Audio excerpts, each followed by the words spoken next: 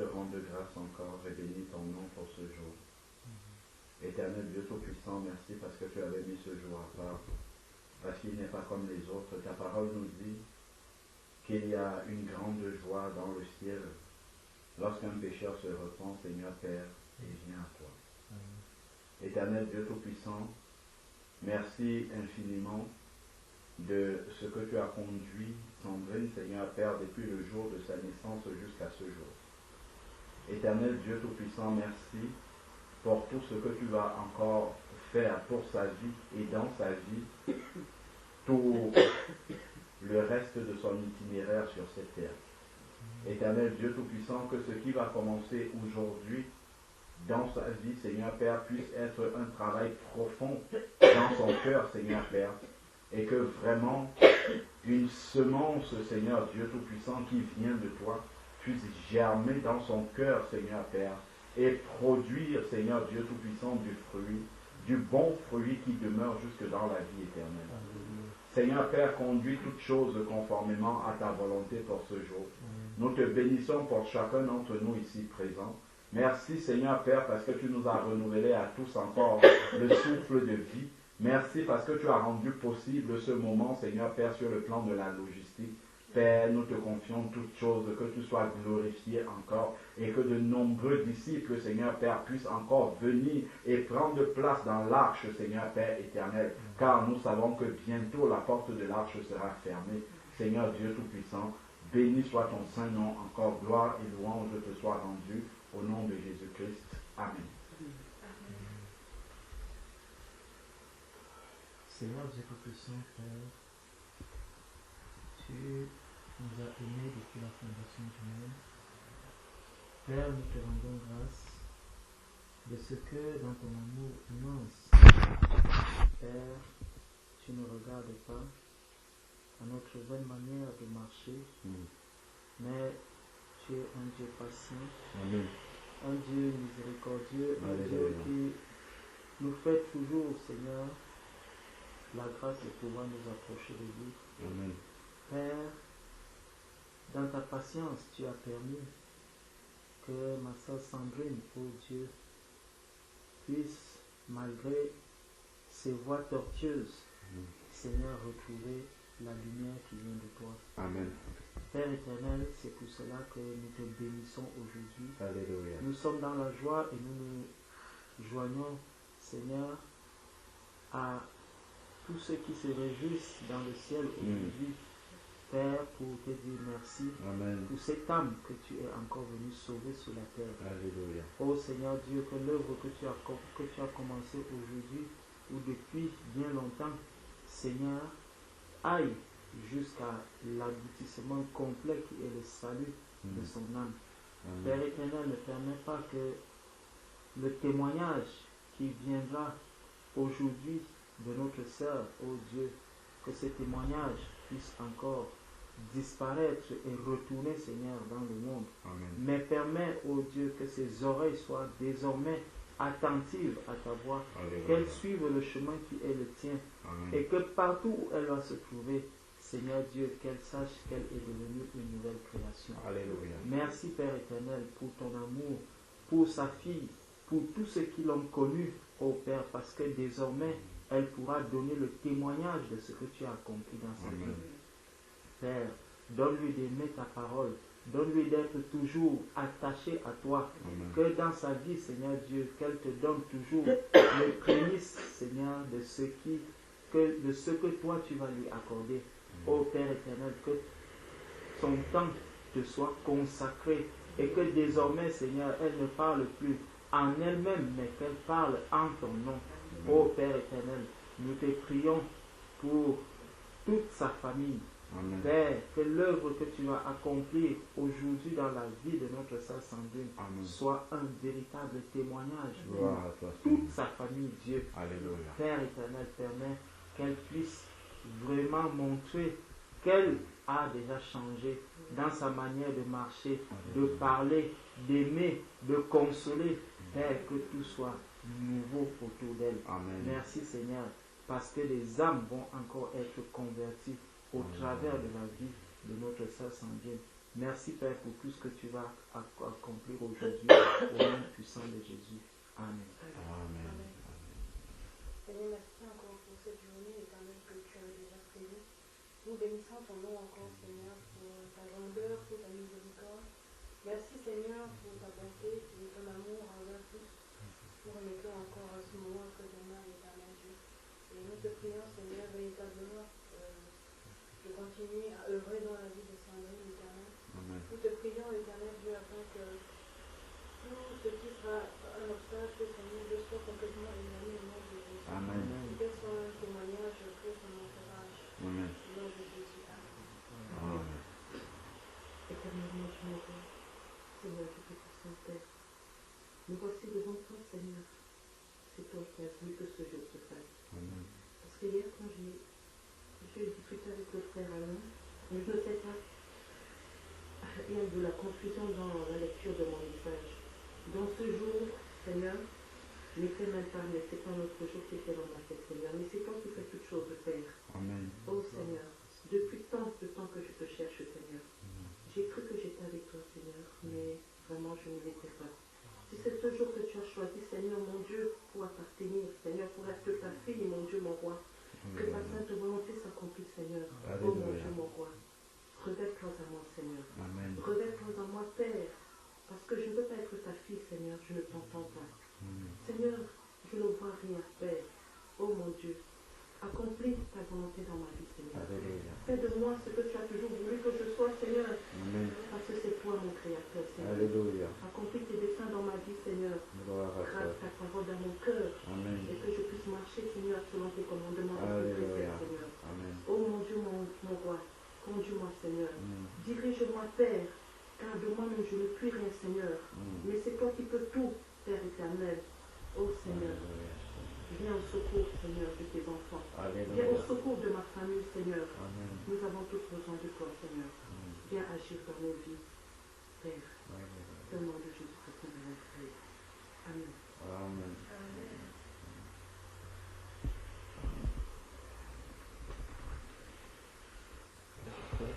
C'est peut-être ton portable qui sonne. Non, c'est lui. Je vais dire quelque chose. Donc, en fait, après avoir discuté avec la sœur et tel qu'on l'a entendu dans ta prière, donc la sœur cherche vraiment le Seigneur et elle a l'impression de ne pas être en contact avec Dieu. Dans le sens où, comme elle disait, elle ne l'entend pas, elle ne le voit pas se manifester, hein, c'est ça. C'est-à-dire que c'est un peu comme si elle parle avec Dieu, mais c'est un monologue. C'est ça, hein, si je comprends bien. Donc, on adresse des prières à Dieu, on parle à Dieu, mais il n'y a pas de retour. Tout à fait, exactement. Voilà.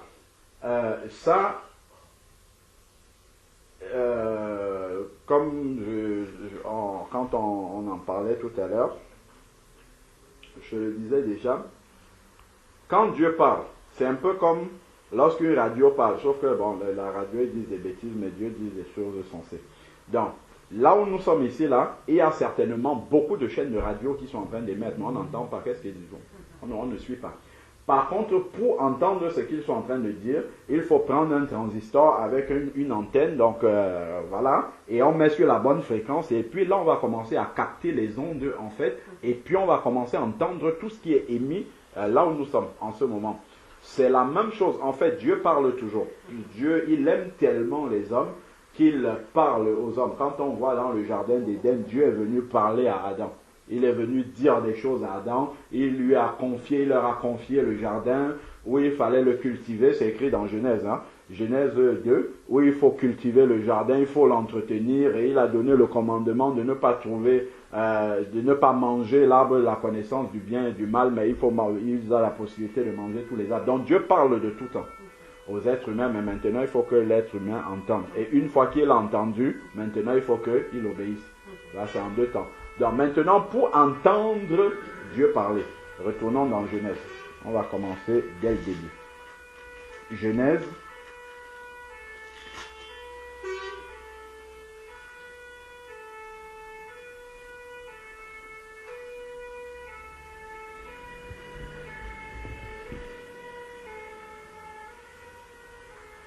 Alors, si on prend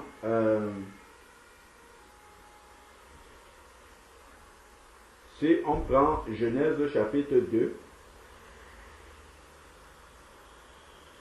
à partir du verset 24, par exemple. Genèse chapitre 1, verset 24 déjà. Chapitre 1, verset 24, c'est Dieu qui crée des choses. Verset 24, il est dit, Genèse 1, 24, Dieu dit, donc Dieu parlait, que la terre produise des êtres vivants selon leur espèce de bétail, animaux terrestres, chacun selon son espèce, et il en fut ainsi. Dieu fit des animaux de la terre selon leur espèce, le bétail selon leur espèce, et tous les reptiles du sol selon leur espèce. Dieu vit que cela était bon. Dieu dit, faisons l'homme à notre image, selon notre ressemblance, pour qu'il domine sur les poissons de la mer, sur les oiseaux du ciel, sur le bétail, sur toute la terre et sur tous les reptiles qui rampent sur la terre. Donc on voit que Dieu crée l'homme quasiment à la fin de sa création, sinon c'est la fin même, pour que l'homme domine sur tout ce qu'il a créé avant. Donc, et c'est la seule création de Dieu où il a dit, faisons à notre image. Voilà. Donc on voit en fait que l'homme, l'être humain, est la création déjà au summum de la création de Dieu, et c'est une créature qui est particulière parce qu'elle est à l'image de Dieu. Donc ensuite maintenant, verset 27, Dieu créa à son image, on nous le précise, il créa l'homme à son image. Il le créa à l'image de Dieu. C'est presque redondant en fait, pour nous dire vraiment que l'homme, c'est comme une représentation physique de Dieu, parce que Dieu est invisible en fait. La Bible dit personne n'a jamais vu Dieu, mais Dieu a choisi de se manifester, de s'extérioriser, de s'incarner pratiquement en créant l'homme, en montrant comment est-ce qu'il peut être. Voilà. En attribuant, en mettant dans l'homme les caractéristiques que Dieu peut avoir. C'est un peu ça. On voit vraiment qu'est-ce qui était dans le cœur de Dieu quand il a créé l'homme. C'était de pouvoir, comme lui, il n'est pas visible, pouvoir se manifester. Voilà pourquoi quand Jésus-Christ va venir, on nous dit que Jésus-Christ est l'image du Dieu invisible. Et Jésus-Christ n'est pas venu comme un animal. Il n'est pas venu comme un oiseau, il n'est pas venu comme un arbre. Il est venu comme un homme. C'est la seule forme où Dieu s'est manifesté pour venir voilà, au milieu des hommes. Donc on voit vraiment ce que représente l'homme pour Dieu. C'est vraiment une manifestation physique, une incarnation de Dieu, quasiment. C'est ça que Dieu voulait faire. Et Jésus est cette incarnation parfaite. Nous sommes des incarnations imparfaites parce que le péché est venu changer vraiment ce que Dieu avait au programme dès le début. Donc ensuite maintenant, la suite du verset dit, homme et femme il les créa. Donc à son image, l'homme et la femme sont à l'image de Dieu. Dieu les bénit et Dieu leur dit. Est-ce que tu vois ce qui est là? Le leur. C'est des petits mots en fait qu'on voit dans la Bible, et ce n'est pas par hasard que c'est là. C'est des petits mots qui nous révèlent vraiment le cœur de Dieu. C'est pour ça que la parole de Dieu nous révèle vraiment qui est Dieu. C'est par la parole de Dieu qu'on comprend. Regarde, si on commence à lire depuis Genèse 1.1, on va voir que Dieu a créé beaucoup de choses. Il a créé les luminaires, il a créé les astres, jamais Dieu n'a parlé à une de ses créatures. Il a créé les animaux, il n'a rien dit aux animaux. Mais quand il va créer l'homme, c'est écrit ici là, Genèse 2, verset 28, Dieu les bénit. Dieu n'a rien béni, hein. Toute la création de Dieu était bénie, mais l'homme est la seule, sauf si je me trompe, et après on peut regarder dans les détails, mais depuis Genèse 1.1, je n'ai pas vu que Dieu a béni une créature qu'il a faite. Ces créatures-là étaient bénies parce qu'elles sont créées de la parole de Dieu. Mais l'homme est la seule créature de Dieu où, après l'avoir créé, déjà béni, Dieu le bénit encore. C'est vraiment pour nous montrer qu'est-ce que l'importance que l'homme représente pour le cœur de Dieu. C'est pour ça que le cœur de Dieu a été déchiré quand l'homme a péché contre lui. Parce que Dieu avait formé vraiment, je ne sais pas, c'était une manifestation de lui en fait qu'il avait mis dans l'homme. Et c'est la seule créature, comme on lit ici, depuis que Dieu crée là, depuis Genèse 1:1, Dieu les bénit et Dieu leur dit. Donc Dieu a parlé. La seule créature à qui Dieu a parlé, ce sont les êtres humains. Dieu leur dit, soyez féconds. Pourquoi Dieu leur parle? Parce que ce sont les seules créatures qui peuvent entendre Dieu parler. Les autres créatures vont réagir à Dieu par instinct. C'est les animaux, par exemple, c'est par instinct. Ou bien les arbres. Les arbres réagissent de manière automatique. Mais l'homme est la seule créature de Dieu qui peut entendre Dieu parler et avoir une réaction, en fait. Donc, Dieu leur dit, soyez féconds, multipliez-vous, remplissez la terre et soumettez-la, dominez sur les poissons de la mer, sur les oiseaux du ciel et sur tous les animaux, sur tout animal qui rampe. Dieu dit, voici, je vous donne toute l'herbe porteuse de semences qui est à la surface de toute la terre, et tout arbre fruitier porteur de semences, ce sera votre nourriture. À tout animal de la terre, à tout oiseau du ciel, à tout ce qui rampe sur la terre et qui souffle sur la vie, je donne tout herbe. En fait, Dieu est en train de répartir comment on va s'alimenter les animaux qu'il a créés et les êtres humains. Mais on voit la différence. C'est à l'être humain, en fait, qu'il dit de comment les animaux vont s'alimenter. Quand tout à l'heure, là, on a lu au verset 24, quand Dieu créait les animaux, à la fin, il n'a pas dit au lion, toi, tu vas manger, je ne sais pas moi, les animaux plus petits que toi, tu vas chasser. Toi, la panthère, tu vas manger ceci. Il n'a pas parlé comme ça. Mais ici, quand il a créé l'homme, il peut dire à l'homme que les oiseaux vont manger ceci et ainsi de suite. Parce que l'homme est vraiment, c'est la représentation, en fait, l'incarnation de Dieu sur la terre. C'est ça l'homme. C'est ce que Dieu voulait faire. Mais après, il ne faut pas, après qu'on on va transformer en disant que nous sommes des petits dieux et tout ça. C'est pas de ça du tout que je parle. Je veux simplement qu'on arrive à réaliser que quand Dieu créait l'homme, vraiment, c'était pour être au sommet de sa création et représenter, pouvoir parler avec l'homme. Avoir une des créatures avec lesquelles il peut parler. Donc effectivement, quand tu dis par exemple, ma sœur, que je parle à Dieu et Dieu ne m'entend pas ou bien je n'arrive pas à entendre Dieu, c'est quelque chose en fait qui attriste le cœur de Dieu. Pas parce que tu le dis, hein, parce que Dieu veut que tous les êtres humains l'entendent. Dieu veut être en contact avec les êtres humains. Donc Dieu veut plus que toi être en contact avec toi. En fait, c'est ça que je veux dire. C'est-à-dire que Dieu, quand il te créait, c'était pour que tu sois en contact avec lui. Donc, ce qui veut dire que le désir que tu as dans ton cœur, que Dieu te parle et que tu l'entendes, Dieu le veut encore plus que toi.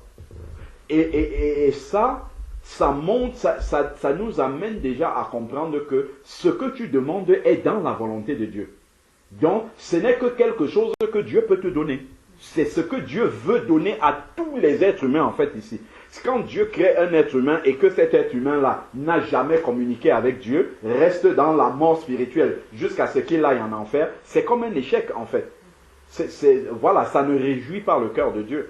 Dieu crée des êtres humains pour être en contact avec eux, pour parler comme il a parlé à Adam et Ève là, pour leur dire faites ceci, comme on dit que nous devons prier pour demander à Dieu que sa volonté soit faite sur la terre comme elle est au ciel. Dieu a décidé lui-même de ne pas agir sur la terre comme ça, de manière, souveraine. C'est lui, il aurait pu le faire. Mais il a décidé de donner la terre en héritage à l'homme et que l'homme lui demande d'intervenir. C'est comme ça que Dieu... Et comme cela, ça maintiendrait une communication permanente avec Dieu.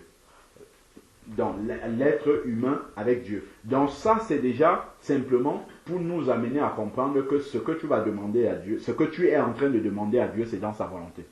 Donc il ne peut que l'accomplir. Donc ensuite, maintenant,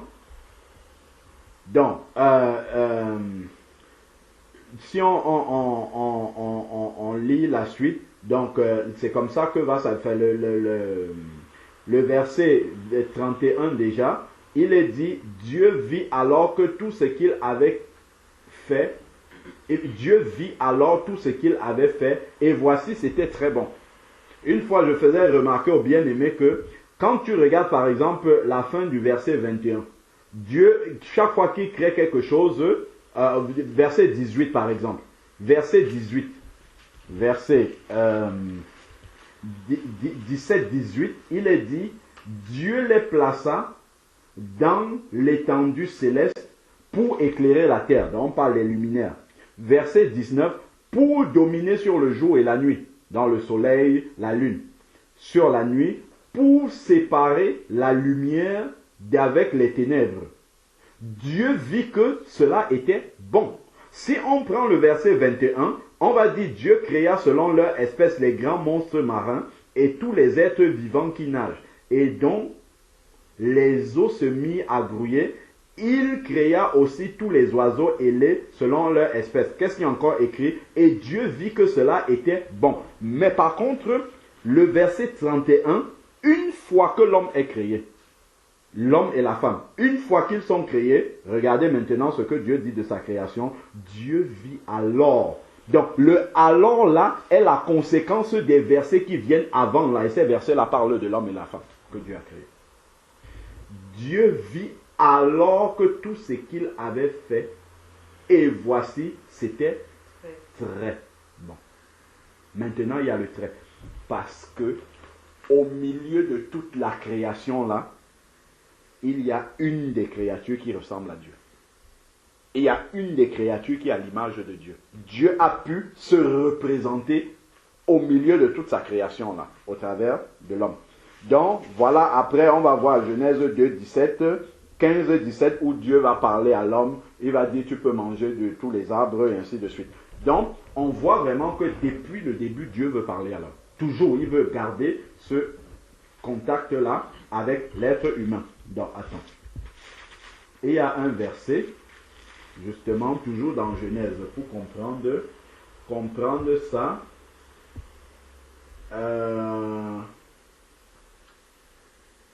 Prenons Genèse chapitre 2. Genèse chapitre 2, verset 7. Chapitre 1, verset 27 nous a dit Dieu a créé l'homme, ainsi de suite. Il a parlé, le verset parle de manière générale. Et maintenant, dans le chapitre 2, verset 7, on va nous donner les détails de la création de l'homme. Et c'est là maintenant qu'on va commencer à voir la manière dont Dieu a procédé pour que l'homme puisse entrer en contact avec lui. L'Éternel Dieu forma l'homme de la poussière du sol. Jusque-là, l'homme était une masse comme ça là. Mais l'homme était dans la mort en fait, ne pouvait pas être en contact avec Dieu parce qu'il n'y avait pas de vie dans l'homme. Et qu'est-ce que Dieu va faire? Il insuffla dans ses narines un souffle vital. Et l'homme devint un être vivant. Dieu a soufflé sur lui. Et il est devenu un être vivant. Et là maintenant, cet homme-là peut désormais parler avec Dieu. Parce qu'il est vivant maintenant. Il peut parler avec Dieu. Lorsque on projette cela spirituellement, celui qui est mort n'est pas en contact avec Dieu. Il est coupé de Dieu. Donc il est exactement comme celui qui est formé de la poussière du sol, mais il n'y a pas de souffle encore. Donc il ne peut pas communiquer avec Dieu. Il faut qu'il y ait ce souffle de Dieu là, spirituellement cette fois-ci, pour qu'il puisse communiquer avec Dieu. Regardons, allons dans Jean pour voir l'image analogue de ce que Dieu a fait là avec Adam. Allons voir ce que Jésus va faire dans Jean chapitre 20. Jean chapitre 20.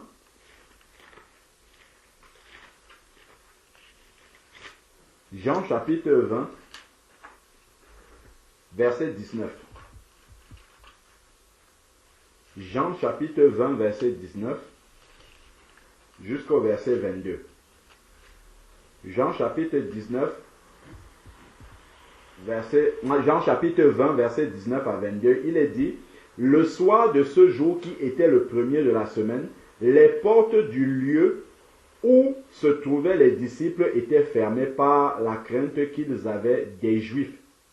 Jésus vint Et debout au milieu d'eux, il leur dit, c'est après la résurrection, que la paix soit avec vous. Quand il eut dit cela, il leur montra ses mains et son côté. Les disciples se réjouirent en voyant le Seigneur. Jésus leur dit de nouveau, que la paix soit avec vous. Comme le Père m'a envoyé, moi aussi je vous envoie. Voilà l'ordre de mission, mais il y a besoin de quelque chose. Après ces paroles, il souffla sur eux. De la même manière que Dieu a soufflé sur Adam. Et une fois, si on revient dans Genèse, une fois que Dieu a soufflé sur Adam, maintenant il va lui donner des directives. Vous n'allez pas manger de l'arbre de ce fruit, vous allez manger de tous les arbres, et ainsi de suite. Vous n'allez pas manger de cet arbre, mais vous allez manger de tous les autres arbres. Après que Adam soit devenu une âme vivante. De la même manière ici, Jésus souffle sur les disciples. Il souffla sur eux et leur dit, recevez le Saint-Esprit. Voilà en fait comment, de manière analogue avec ce que Dieu a fait pour Adam en soufflant sur lui pour qu'il devienne une âme vivante et qu'il puisse communiquer avec Dieu. De la même manière, Jésus a soufflé sur ses disciples pour que ses disciples puissent communiquer avec Dieu. Pourquoi? Parce que tant qu'il était vivant, c'est lui qui communiquait avec Dieu et il le disait aux disciples. Maintenant qu'il va partir, il faut qu'il envoie le Saint-Esprit pour qu'eux puissent communiquer directement avec Dieu. Puisqu'il ne sera plus là, il ne sera plus l'intermédiaire en fait. C'est le Saint-Esprit qui sera l'intermédiaire maintenant avec Dieu, qui va permettre aux hommes de communiquer directement avec Dieu. Donc, si on retourne dans Jean chapitre 4, on va comprendre pourquoi les choses sont faites ainsi. Jean chapitre 4,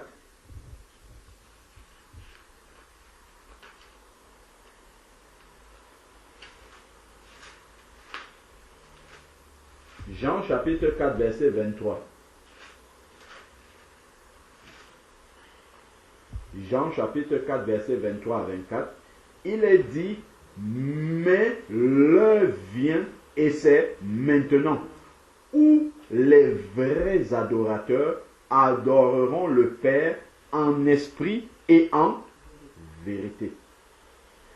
Car ce sont de tels adorateurs que le Père recherche. Et on va nous expliquer maintenant la caractéristique de ces adorateurs-là, c'est que Dieu est esprit. Et il faut, c'est nécessaire, que si on veut être un vrai adorateur, qu'on l'adore non pas avec la chair, mais en esprit et en vérité, parce que Dieu est esprit. Voilà pourquoi Jésus devait souffler sur les disciples, comme Dieu a soufflé sur Adam, pour qu'ils reçoivent le Saint-Esprit, pour pouvoir communiquer avec Dieu qui est esprit. C'est pour ça qu'il fallait qu'ils aient le Saint-Esprit. Comme Dieu est esprit, il faut qu'en face, il ait une créature de même nature pour pouvoir communiquer. Or, l'homme non régénéré n'a pas la nature de Dieu. Donc voilà pourquoi l'homme doit d'abord être régénéré en recevant le Saint-Esprit, ce qui produit ce qu'on appelle la nouvelle naissance en lui. Donc, cette nouvelle naissance est la réception de la nature de Dieu, manifesté par le Saint-Esprit. Maintenant qu'il a la même nature que Dieu, comme il est né de l'Esprit, il a reçu la nature de Dieu, il peut communiquer avec Dieu. Parce que Dieu, les êtres humains peuvent parler entre eux, mais nous, par exemple, bon, c'est vrai, on essaye de dire des mots aux animaux, on les voit réagir, on se dit qu'ils ont compris, mais un animal ne peut pas parler le même langage que l'être humain et être sur la même longueur d'onde. Ce sont les espèces de même nature qui communiquent entre elles. Si on voit les chats entre eux, ils se comprennent bien, parfaitement. Nous, on essaye d'avoir des interprétations pour communiquer avec les animaux, mais entre eux, les animaux, ils se comprennent parfaitement. De même que les êtres humains, pour peu qu'on parle la même langue, on se comprend, même si on ne parle pas la même langue, même seulement la gestuelle, on comprend ce qu'on veut dire. Donc, de même, pour parler avec Dieu, il faut avoir la nature de Dieu. Il faut avoir l'esprit de Dieu, parce que Dieu est esprit. Donc, si un être humain n'arrive pas à dialoguer avec Dieu, c'est-à-dire qu'il parle à Dieu, Dieu lui répond et il entend, et il reparle à Dieu par rapport à ce qu'il a entendu, c'est qu'il manque cette nature-là, qui est la nature de Dieu. Il manque le Saint-Esprit. Amen. Donc ça veut dire que celui qui n'a pas le Saint-Esprit, tu vas élever des prières, c'est des prières charnelles que tu fais. Déjà, voilà, parce que c'est des prières qui seront inspirées de toi-même, et ensuite, tu ne pourras pas entendre Dieu te parler. Sauf si, de manière souveraine, Dieu décide d'utiliser un langage que tu vas pouvoir comprendre. On voit par exemple chez Corneille, dans Actes chapitre 10, la Bible nous dit que Corneille était un homme pieux, qui faisait beaucoup d'aumônes, dont les gens parlaient bien.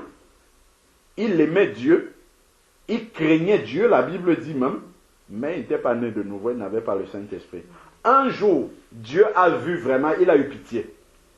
Il a vu que cet homme-là le cherchait vraiment. Il élevait des prières et tout ça. Et il va envoyer un ange en songe. Donc quelque chose que Corneille pouvait comprendre. Et l'ange va lui dire que tes prières sont montées jusqu'au Seigneur.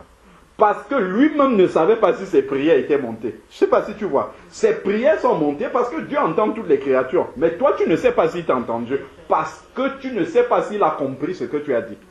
Mais si tu as le Saint-Esprit, déjà, comme tu pries selon la parole, tu sais que Dieu a entendu cette prière. Allons dans 1 Jean. Allons dans 1 Jean. On va voir ça ici. 1 Jean.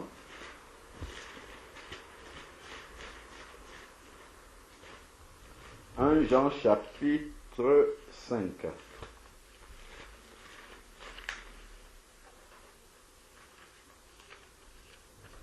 1 Jean chapitre 5 verset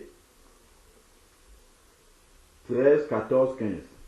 Il est dit, car je vous l'ai écrit afin que vous sachiez que vous avez la vie éternelle, vous qui croyez au nom du Fils de Dieu. Donc ce qui va suivre là s'adresse à ceux qui croient au nom du Fils de Dieu. Donc ceux qui sont nés de nouveau, donc qui ont l'Esprit de Dieu. Ça s'adresse à eux. Donc, maintenant qu'on a fixé le contexte, regarde le verset 14. Il est dit, voici l'assurance que nous avons, nous qui croyons au Fils de Dieu, nous qui sommes nés de nouveau, nous qui avons reçu la nature de Dieu, voici l'assurance que nous avons. Si nous lui demandons quelque chose selon sa volonté, il nous écoute. Donc si je suis un enfant de Dieu, ce verset-ci me dit déjà que Dieu m'a écouté. Je n'ai même pas besoin qu'il me réponde ou qu'il manifeste quelque chose. Je sais déjà que si je lui ai demandé quelque chose, il m'a écouté. Donc ma prière lui est parvenue.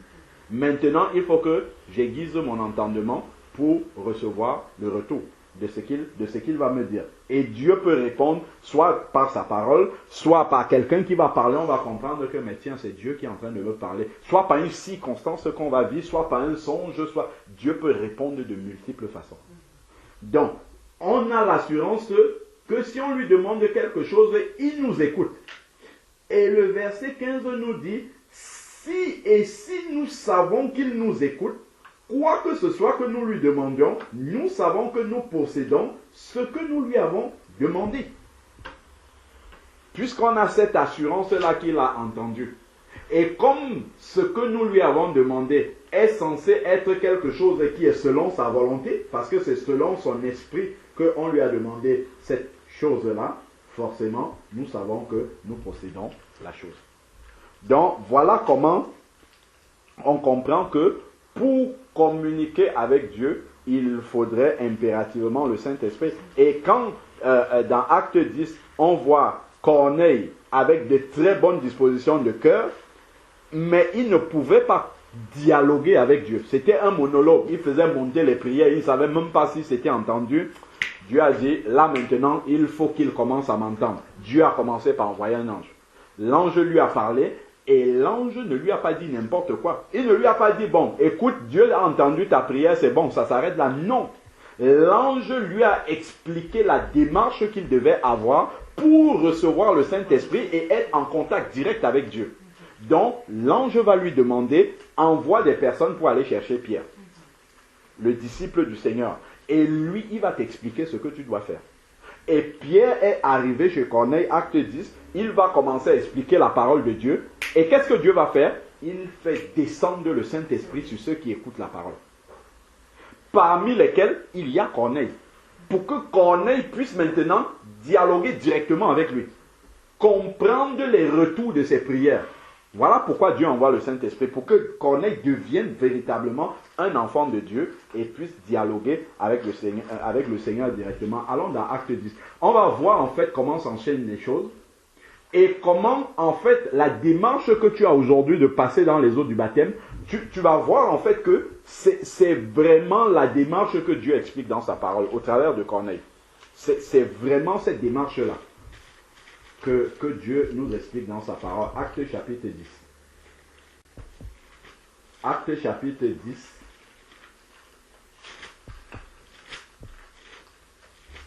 Il nous est dit ici, il y avait à Césarée verset 1. Acte chapitre 10, verset 1. Il nous est dit qu'il y avait à Césarée un homme du nom de Corneille, centenier de la cohorte appelée italienne. Regardons les caractéristiques qu'il avait. Il était pieux, avec toute sa maison. Il craignait Dieu. Donc là, on peut dire, waouh, mais ça, c'est quelqu'un que Dieu doit entendre et lui aussi, il doit parler avec Dieu tous les jours. Quand on regarde seulement ce qui est écrit là, il faisait beaucoup d'aumônes, donc il avait même déjà des signes de transformation. Il faisait beaucoup d'aumônes et il priait Dieu, pas simplement de temps en temps. Constamment, il priait Dieu. Même comme il n'avait pas de retour, même comme il ne savait pas si Dieu écoutait ses prières. Il priait constamment. Il priait Dieu constamment. Vers la 9e heure du jour, il vit clairement dans une vision. Donc voilà comment Dieu va commencer à lui montrer, va l'amener en fait à pouvoir entrer en contact avec Dieu et pouvoir avoir le retour de ses prières, parce que c'est ça qui lui manquait. Donc ici, Dieu va envoyer un ange qui entrait chez lui, donc il vit clairement en vision, un ange qui entrait chez lui et lui dit Corneille. Et il fixa les regards sur lui et, saisi de crainte, il lui dit, qu'y a-t-il, Seigneur? Donc on voit que même dans le plus profond de son cœur, il y a une soumission à Dieu. Il répond Seigneur. Il sait, il se dit que ça c'est une manifestation surnaturelle, ça doit venir de Dieu. Donc il dit, qu'y a-t-il, Seigneur? Et on voit qu'il ne connaît pas bien Dieu parce que c'est un ange qui l'appelle Seigneur.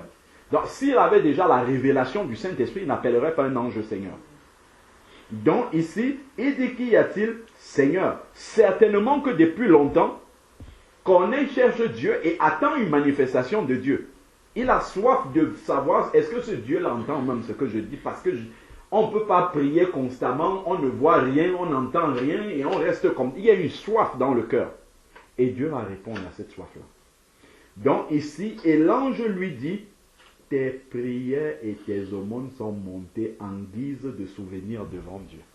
Donc enfin, Dieu a répondu dans un langage qui était accessible à Corneille, pour que Corneille ait un retour sur les prières qu'il fait depuis, sur les aumônes qu'il fait depuis.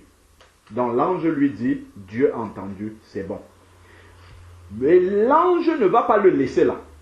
Parce que si l'ange le laisse à ce stade-là et repart, ça veut dire qu'à chaque fois que Corneille parle à Dieu, il faut qu'il y ait un intermédiaire qui vienne lui dire si Dieu a compris, et Dieu ne veut pas ça.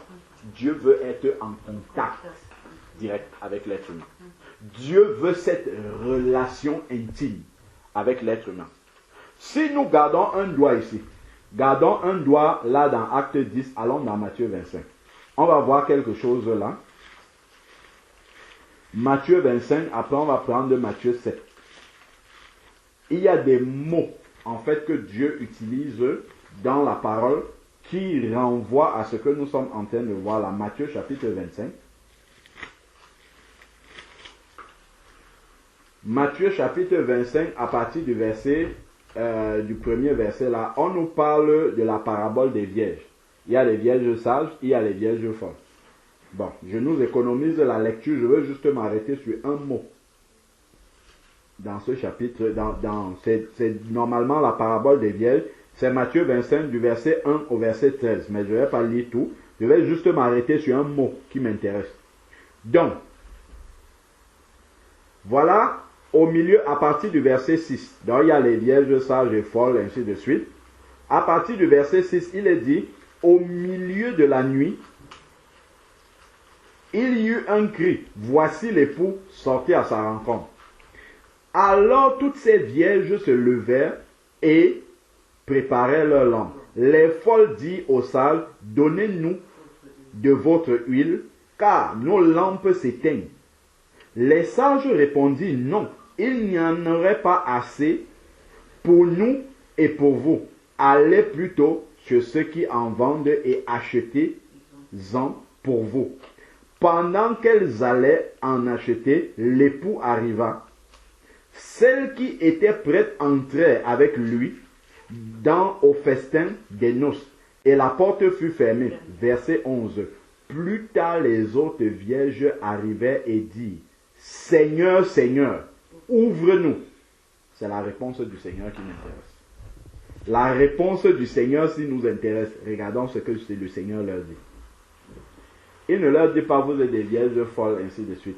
Il va expliquer ce qu'on entend par vierge folle. Le Seigneur dit, mais il leur dit, en vérité, je vous le dis, je ne vous connais pas. Je ne vous connais pas. Gardons le doigt sur je ne vous connais pas là. Allons dans Genèse chapitre 4. Quand il dit je ne vous connais pas, c'est un langage qui est spirituel. Souvent, comme la Bible nous dit, l'Ancien Testament est l'ombre des choses à venir. Il y a des choses qui sont dans le domaine physique que le Nouveau Testament, la Nouvelle Alliance reprend dans le domaine spirituel. Pour bien comprendre les choses. Prenons Genèse chapitre 4. Genèse chapitre 4 verset 1. Il est dit, Genèse 4 verset 1, l'homme connut Ève sa femme, et elle devint enceinte et accoucha de Caïn. Elle dit, j'ai mis au monde un homme avec l'aide de l'Éternel. C'est écrit ici que l'homme connut Ève sa femme. Et la suite, c'est qu'il y a un enfant. On comprend qu'est-ce que ça veut dire. Ça veut dire qu'ils ont eu une relation intime et de là est né un enfant. Donc, il s'agit connaître, ça c'est dans la relation homme-femme, il s'agit d'intimité. Donc, Jésus reprend cette expression-là dans le domaine spirituel maintenant. Quand il dit, dans Matthieu, on était dans Matthieu 25, je ne vous connais pas, c'est que nous n'avons pas d'intimité ensemble. Voilà, c'est ça que ça veut dire. Nous n'avons pas d'intimité ensemble. Voilà pourquoi ils sont folles. Nous n'avons pas d'intimité ensemble. Donc, ça, c'est pour revenir à Acte 10 là. Là où Corneille a prié et l'ange est venu lui répondre. Donc, Dieu ne veut pas qu'il y ait d'intermédiaire comme ça, que ça soit toujours un ange qui vienne répondre. Dieu veut qu'on ait une intimité. C'est ça qu'il a reproché aux vierges folles, de n'avoir pas d'intimité avec lui. Donc, Dieu veut cette intimité-là. Et d'ailleurs, je disais tout à l'heure dans Matthieu 7, on voit aussi, pour la deuxième fois, Matthieu 25 nous parle déjà du jugement, pas d'intimité avec Dieu. Ensuite, ici, Matthieu 7 nous révèle encore la même chose, où Jésus a parlé aussi.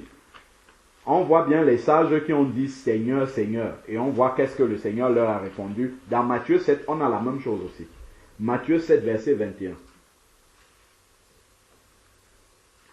Matthieu chapitre 7, verset 21, il est dit, quiconque me dit Seigneur, Seigneur, comme les folles ont dit là, n'entrera pas forcément dans le royaume des cieux. La porte leur était fermée, dans Matthieu 25, aux folles. Mais celui-là seul qui fait la volonté de mon Père qui est dans les cieux. Beaucoup me diront en ce jour-là, Seigneur, Seigneur, n'est-ce pas en ton nom que nous avons prophétisé, en ton nom que nous avons chassé les démons, en ton nom que nous avons fait beaucoup de miracles, alors je leur déclarerai, je ne vous ai jamais connu. Toujours l'expression connaître. C'est-à-dire que nous n'avons jamais eu d'intimité ensemble. Donc comme c'est ça que Dieu recherche, d'avoir de l'intimité avec l'homme, excusez-moi, ça me revient comme ça à l'esprit maintenant. Est-ce que quand un homme marié avec une femme, comme la Bible a dit là dans Genèse 4, quand Adam a connu Ève, sa femme, déjà à ce moment-là, Caïn est le troisième homme qui vient sur la terre, le troisième être humain. Il n'y a pas d'autre être humain sur la terre. Donc forcément, quand Adam connut Ève, il n'y avait pas quelqu'un qui était là. Pendant cette relation intime-là, il n'y avait pas quelqu'un qui était là. Donc, de même, dans le mariage aujourd'hui, il serait complètement abominable d'imaginer qu'un homme est dans l'intimité avec son épouse et qu'il y ait une tierce personne qui soit là. On est bien d'accord. De même, Dieu ne veut pas qu'il y ait un intermédiaire dans notre intimité avec lui. C'est ça qui se passe en fait dans Actes chapitre 10 avec Corneille. L'ange est venu lui dire parce que Corneille n'a pas encore d'intimité avec Dieu. Mais Dieu ne veut pas lui répondre toujours de cette manière-là, de devoir lui envoyer un ange pour lui dire. Dieu veut lui parler directement. Dieu veut qu'il y ait cette intimité-là.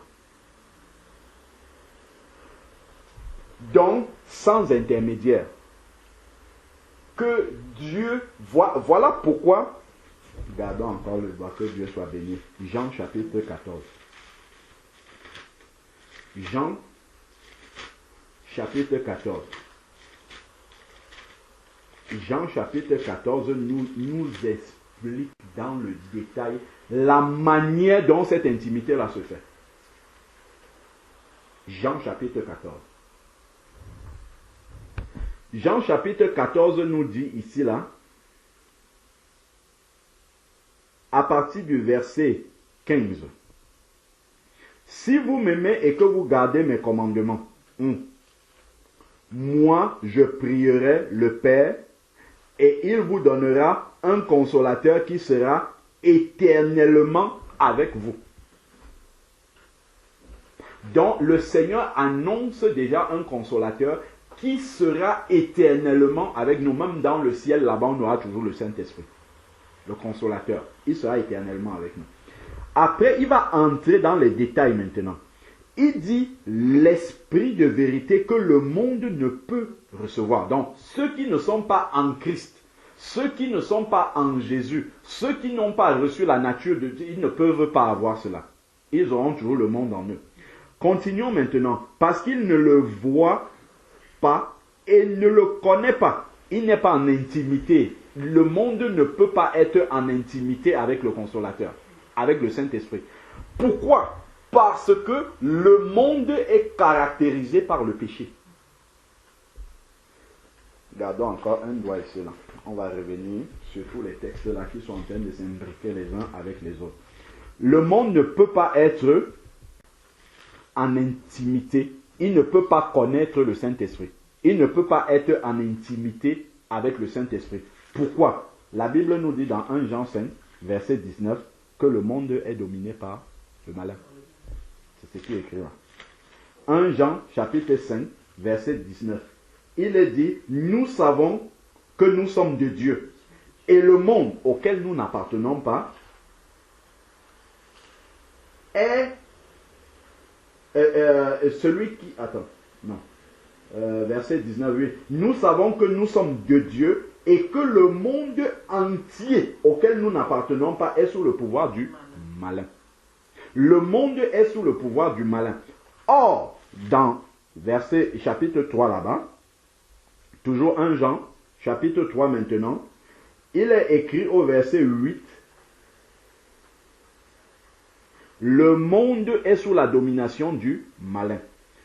1 Jean chapitre 3 verset 8 dit, celui qui commet le péché est du malin, du diable. Car le diable pêche dès le commencement et le Fils de Dieu, si le diable pêche dès le commencement et que le monde est sous sa domination, ça veut dire que le monde est sous la domination du péché. Parce qu'il est sous la domination du diable qui est le père du péché. Et le Fils de Dieu est apparu pour détruire l'œuvre du diable, c'est-à-dire pour détruire le péché. C'est quand nous sortons du péché que nous sortons du monde, en fait. Parce que si nous vivons dans le péché, en fait, nous vivons dans le monde. Nous appartenons au monde et donc celui qui domine le monde nous domine aussi, c'est le malin.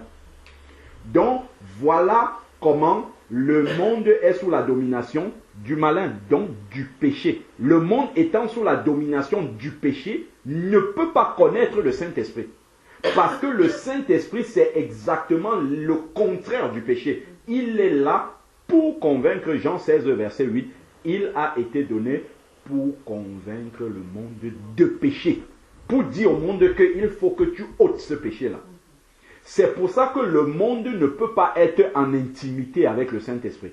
Pour entrer en intimité avec le Saint-Esprit, il faut que le péché sorte. Si le péché sort, le Saint-Esprit peut s'opposer maintenant. On peut être en intimité avec le Saint-Esprit. Mais tant qu'on est du monde, on ne peut pas connaître le Saint-Esprit. On ne peut pas être en intimité avec lui. Retournons dans Jean chapitre 14. On continue à détailler comment Dieu manifeste et veut et a promis que nous pourrions rentrer par un moyen en intimité avec lui.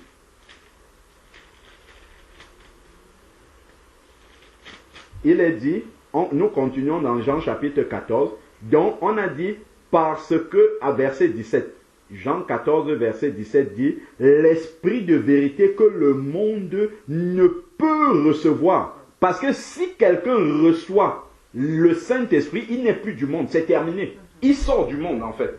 Le Saint-Esprit le sort du monde directement.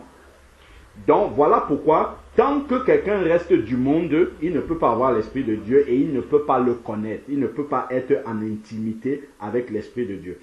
Parce qu'il ne le voit pas, nous sommes à la suite du verset 17 de Jean 14, et ne le connaît pas, donc on n'est pas en intimité avec lui. Mais vous, donc à contrario, vous qui n'êtes pas du monde, nous sommes dans le monde, mais nous ne sommes pas du monde. Mais vous qui n'êtes pas du monde, vous le connaissez. Vous êtes en intimité avec lui. Vous le connaissez parce qu'il demeure près de vous et qu'il sera comment? En vous. Et parce qu'il sera en vous. Pardon, excusez-moi d'être trivial. Regardez la relation entre l'homme et la femme. Regardez ce qui est écrit ici. C'est-à-dire que ce qui est d'abord dans le domaine physique, après est repris spirituellement. Il sera en vous. Et là, c'est l'intimité avec Dieu. C'est le Saint-Esprit qui est en nous.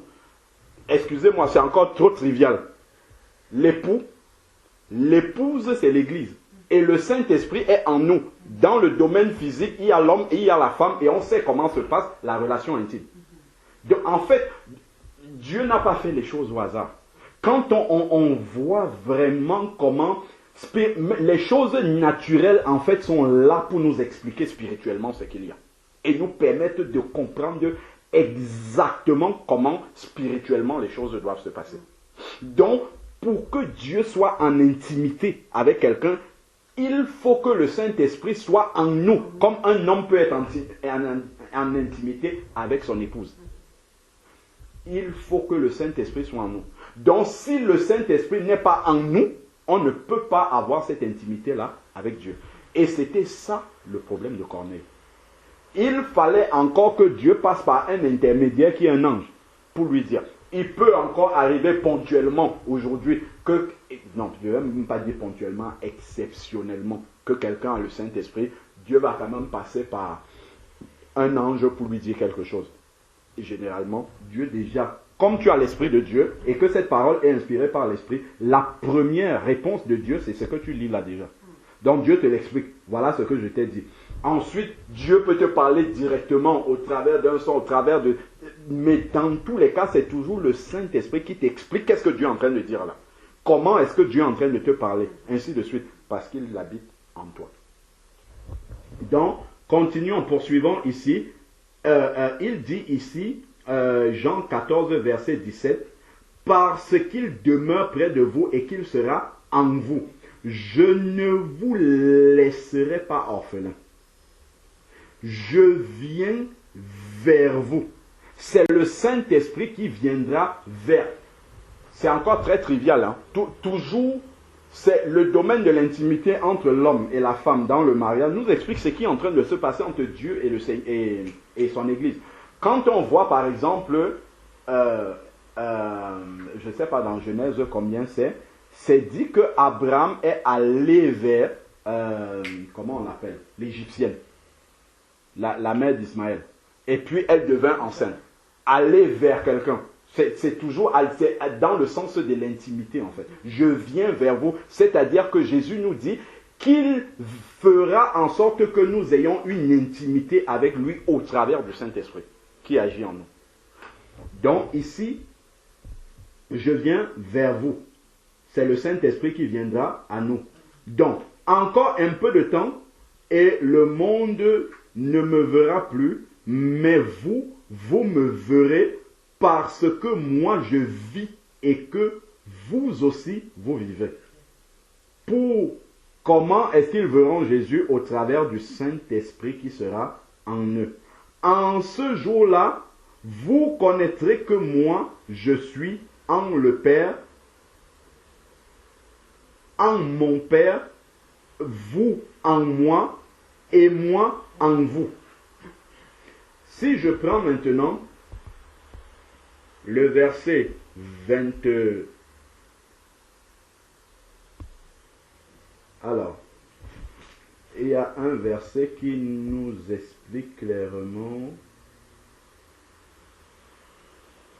Voilà, verset 23. Jean 14, verset 23, nous dit, Jésus lui répondit, si quelqu'un même il gardera ma parole. Ça c'est encore le Saint-Esprit, c'est le fruit de l'Esprit en fait, qui nous pousse à garder la parole de Dieu. C'est la conséquence d'avoir le Saint-Esprit en nous. Ça nous pousse à garder la parole de Dieu. Comme il a dit dans Matthieu 7, verset 21, celui-là seul qui fait la volonté de mon Père entrera dans le royaume des cieux. Donc ensuite, ici, là, il va nous dire, si quelqu'un même, il gardera ma parole, et la conséquence, mon Père l'aimera et nous viendrons vers lui. C'est toujours la notion d'intimité en fait. Quand nous regardons dans le domaine physique, projeté dans le domaine spirituel, c'est ça. C'est d'avoir, nous viendrons vers lui pour avoir une intimité avec lui. Une intimité spirituelle cette fois-là, avec Dieu. Donc nous viendrons vers lui et nous ferons notre demeure chez lui, en lui. Nous habiterons en lui. C'est-à-dire que le Père, le Fils, le Saint-Esprit, en fait, c'est l'Esprit de Dieu qui habitera dans cette personne. Et c'est de cette manière-là, en fait, qu'on entre dans l'intimité avec Dieu. Et quand on est dans l'intimité, il n'y a pas de meilleur cadre pour se comprendre, en fait. C'est le meilleur moment où la personne en face, à côté peut parler, on entend et vice versa. Donc avec Dieu, si nous avons une intimité avec Dieu, Dieu va nous parler, nous allons entendre. Nous allons parler à Dieu et nous saurons qu'il a entendu. D'où le Saint-Esprit est la base pour pouvoir communiquer avec Dieu. J'ai une question à poser. Oui, ma soeur. Il y a des personnes qui dorment, qui ont des révélations en fait. Bon. Et parfois, je connais une sœur, c'est une Gabonaise, qui a beaucoup de révélations. Donc, je ne sais pas si non, pour savoir de qui vient cette révélation. Elle a beaucoup de visions. Oui. Et parfois, elle est confuse. Elle me dit, il faut qu'elle se mette en prière pour que le Seigneur lui révèle de qui viennent ces messages. Est-ce que ces messages viennent de l'autre esprit ou est-ce que ça vient de Dieu? Et que dire de ce genre de personne? Est-ce que cette personne a le Saint-Esprit? Une personne qui fait tout le temps des visions, qui par exemple, tout ce qu'elle vit, ou alors elle peut entrer dans une église, elle peut entrer dans une dénomination, et dans la nuit, elle va faire un rêve, où on vient lui dire, écoute, là où tu étais, c'est pas le bon endroit, sors de là. Là maintenant, c'est quel esprit qui lui parle? Ou alors parfois elle peut dormir, tout le temps elle rêve des morts, elle est dans un cimetière. Comme une fois elle m'a révélé qu'elle a eu une révélation où le Seigneur vient lui montrer que regarde toutes les églises qu'il y a là, je ne suis nulle part. Sors de là, sors de ces endroits-là. Oui, ce type de personne, est-ce que c'est le Saint-Esprit ou alors c'est la divination en fait? Effectivement, ce que tu poses comme question, c'est une bonne question. Allons dans Actes chapitre 16.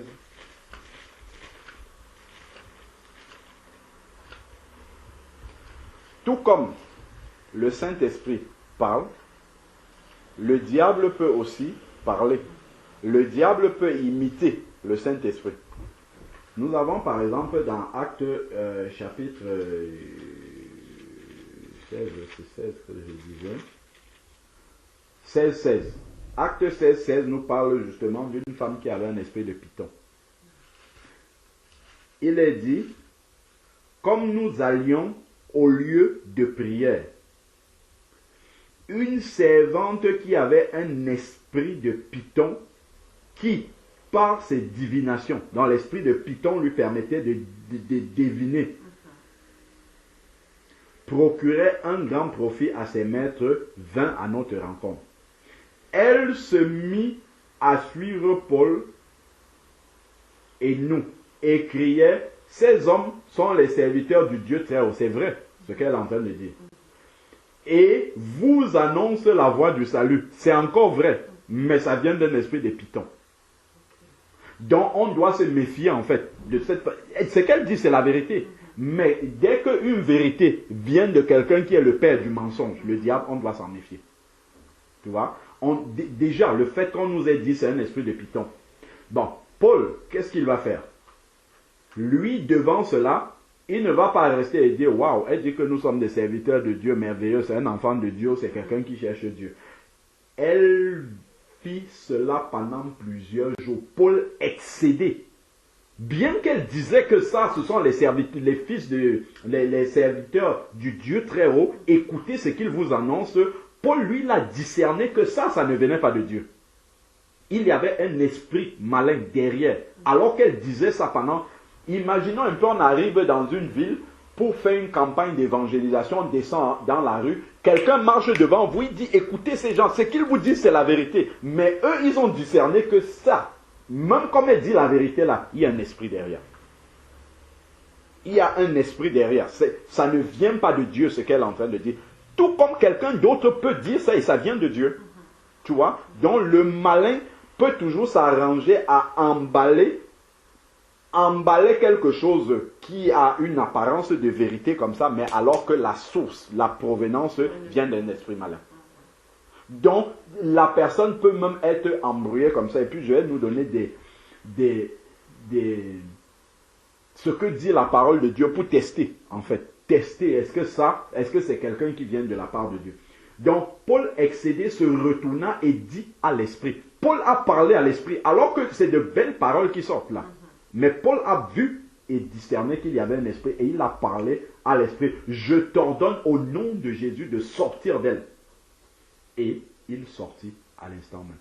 Donc on voit que de bonnes choses, c'est pour ça que souvent, certaines personnes sont séduites. Quand on dit par exemple, quelqu'un vient, il commence à dire, j'ai eu une révélation, j'étais allé en enfer, j'ai fait ceci, j'ai vu des pasteurs, les ceci, cela, les Michael Jackson en enfer, ils criaient ainsi. Quand on leur dit que ça ne vient pas de Dieu, mais comment le diable peut dire repentez-vous? Regardez ce que la femme l'a dit.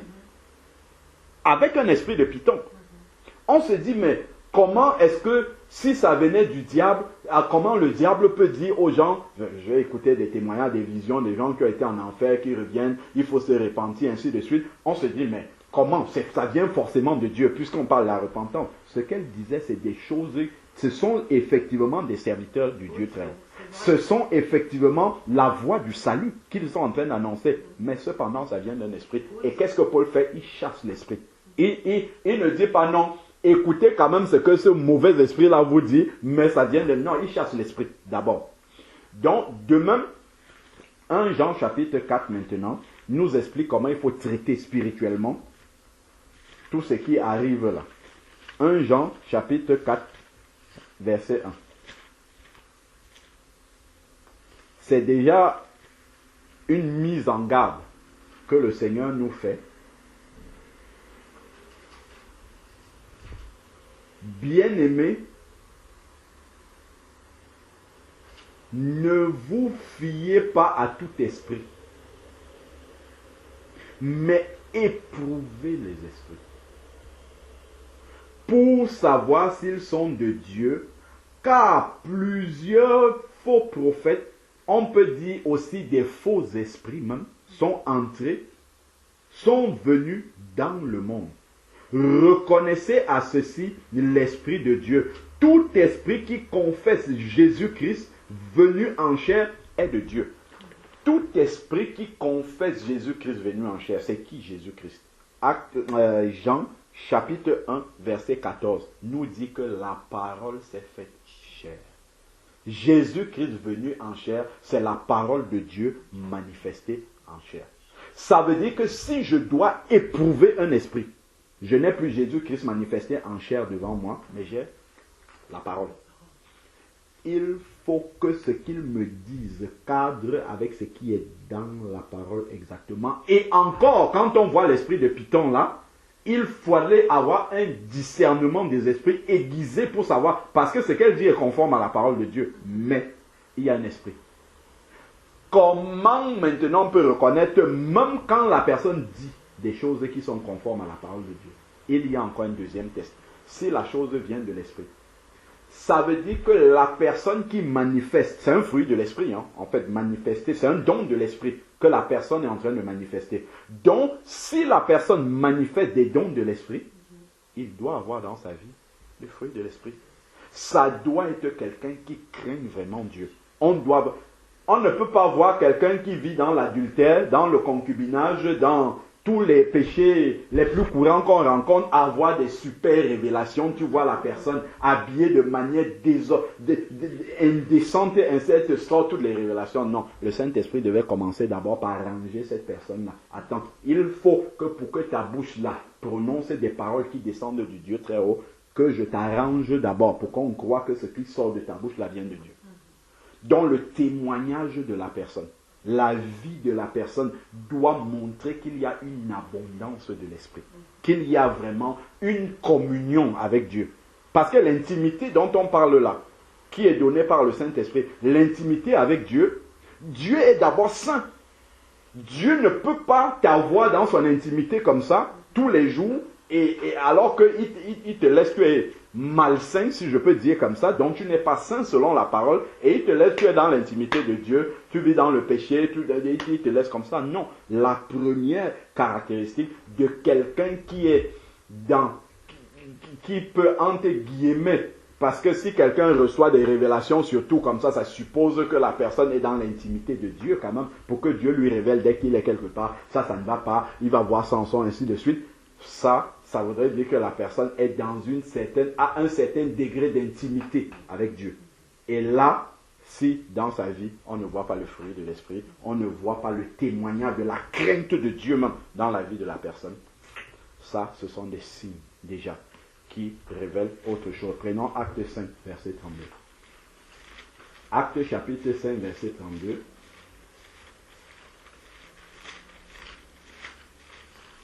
Et ensuite, les gens qui ont tout le temps des révélations, des rêves sur tout, je ne dis pas que ça ne vient pas de Dieu. Moi, personnellement, je testerai au cas par cas. C'est-à-dire que chaque rêve qu'il me dit doit être testé. Il y en a qui peuvent être de Dieu, il y en a qui peuvent être mélangés. Ça, on va encore voir dans la parole qu'il y a un mélange dans tout ça. Il peut avoir un mélange dans tout ça. Donc, je vais d'abord nous lire Acte 5, 32 pour appuyer ce que je disais, qu'on doit voir la sainteté dans la vie de la personne. Si une personne parle vraiment de la part de Dieu et a cette intimité-là avec Dieu. Acte 5, 32 nous dit, nous sommes témoins de ces choses, de même que le Saint-Esprit. Si elle a ces révélations-là, ça vient de l'intimité avec Dieu. L'intimité, on a montré là que c'est manifesté par le Saint-Esprit en nous. Et le Saint-Esprit ici, de même que le Saint-Esprit que Dieu a donné à ceux qui lui obéissent. Donc, qui vivent dans cette obéissance-là, qui font la volonté du Père, qui ont la crainte de Dieu. C'est d'abord la première caractéristique de celui qui a le Saint-Esprit. On le voit. C'est quelqu'un qui dit des choses qui ne sont pas dans la Bible, a sa manière de légèreté dans la parole, et ainsi de suite, mais a toutes sortes de révélations. Non, ça c'est pas vrai. Dieu peut parler par les songes. C'est pas impossible. Si on prend Matthieu 2, on va voir comment Joseph a été conduit par des songes à pouvoir éviter que Jésus soit tué par Hérode. Donc, là où déjà un ange va lui apparaître en songe et va lui dire de ne pas craindre de prendre Marie, sa femme. On est dans Matthieu 1, verset 18. Voici comment arriva la naissance de Jésus. Marie, sa mère, était fiancée à Joseph. Avant leur union, elle se trouva enceinte par l'action du Saint-Esprit. Joseph, son époux, qui était un homme de bien et ne voulait pas la diffamer, proposa de rompre secrètement avec elle. Comme il y pensait, un ange du Seigneur lui apparut en songe et lui dit, Joseph, fils de David, ne crains pas de prendre Marie, ta femme, car l'enfant qu'elle a conçu vient du Saint-Esprit. Donc, un ange de Dieu peut parler en songe. D'ailleurs, Corneille, c'est la même chose. Donc, Dieu peut parler au travers des songes. Ce n'est pas impossible. Bon, Joseph n'avait pas encore le Saint-Esprit. Il n'était pas encore né de nouveau, puisqu'on ne parlait pas encore de nouvelle naissance avant la venue de Jésus. Donc, et ensuite, maintenant, il va encore lui reparler en songe là.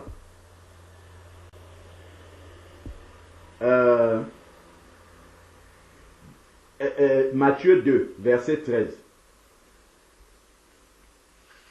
Après leur départ des marges là, un ange du Seigneur apparut en songe à Joseph et lui dit, lève-toi, prends le petit enfant et sa mère, fuis en Égypte et reste-y jusqu'à ce que je te parle, car Hérode va chercher à te... Bon,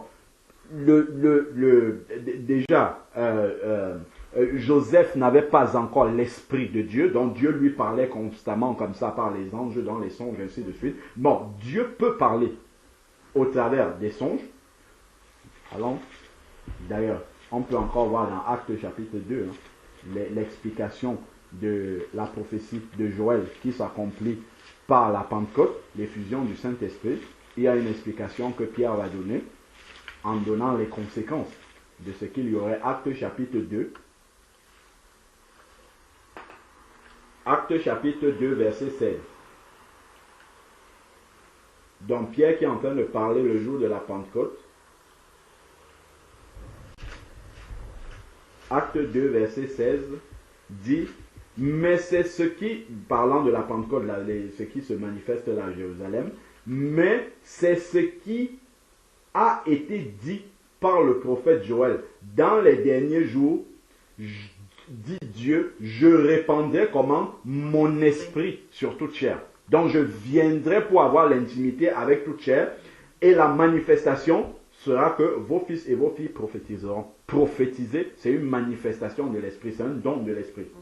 Vos jeunes gens auront des visions et vos vieillards auront des songes. Ça peut être aussi une expression, une manifestation de l'esprit où Dieu parle par des songes aussi. Ça pourrait être une manifestation, puisqu'il dit, je répandrai mon esprit sur toute chair, et la manifestation de l'esprit dans toute chair, certains, c'est la prophétie, d'autres, c'est des visions, d'autres, c'est des songes. Je n'ai pas encore fini, ma soeur. Je vais juste aller jusqu'au bout. Après, il dit, je répandrai de mon esprit, ainsi de suite. Allons maintenant, là, on a expliqué que Dieu peut parler par des songes. Maintenant, on va aller lire dans Ecclésiaste autre chose par rapport aux songes aussi. Et c'est pourquoi je disais, on lisait dans la parole qu'il faut éprouver tous les esprits. Parce que le diable peut nous donner des songes aussi. Prenons Ecclésiaste, c'est après les psaumes. Ecclésiaste chapitre 5. Ecclésiaste 5. C'est juste avant les Isaïe, après les psaumes, il y a Proverbes et puis il y a Ecclésiaste. Ecclésiaste chapitre 5.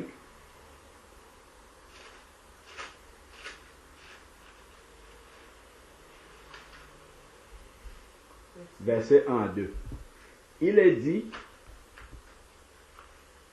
ne te presse pas d'ouvrir la bouche et que ton cœur ne se hâte pas d'exprimer une parole devant Dieu.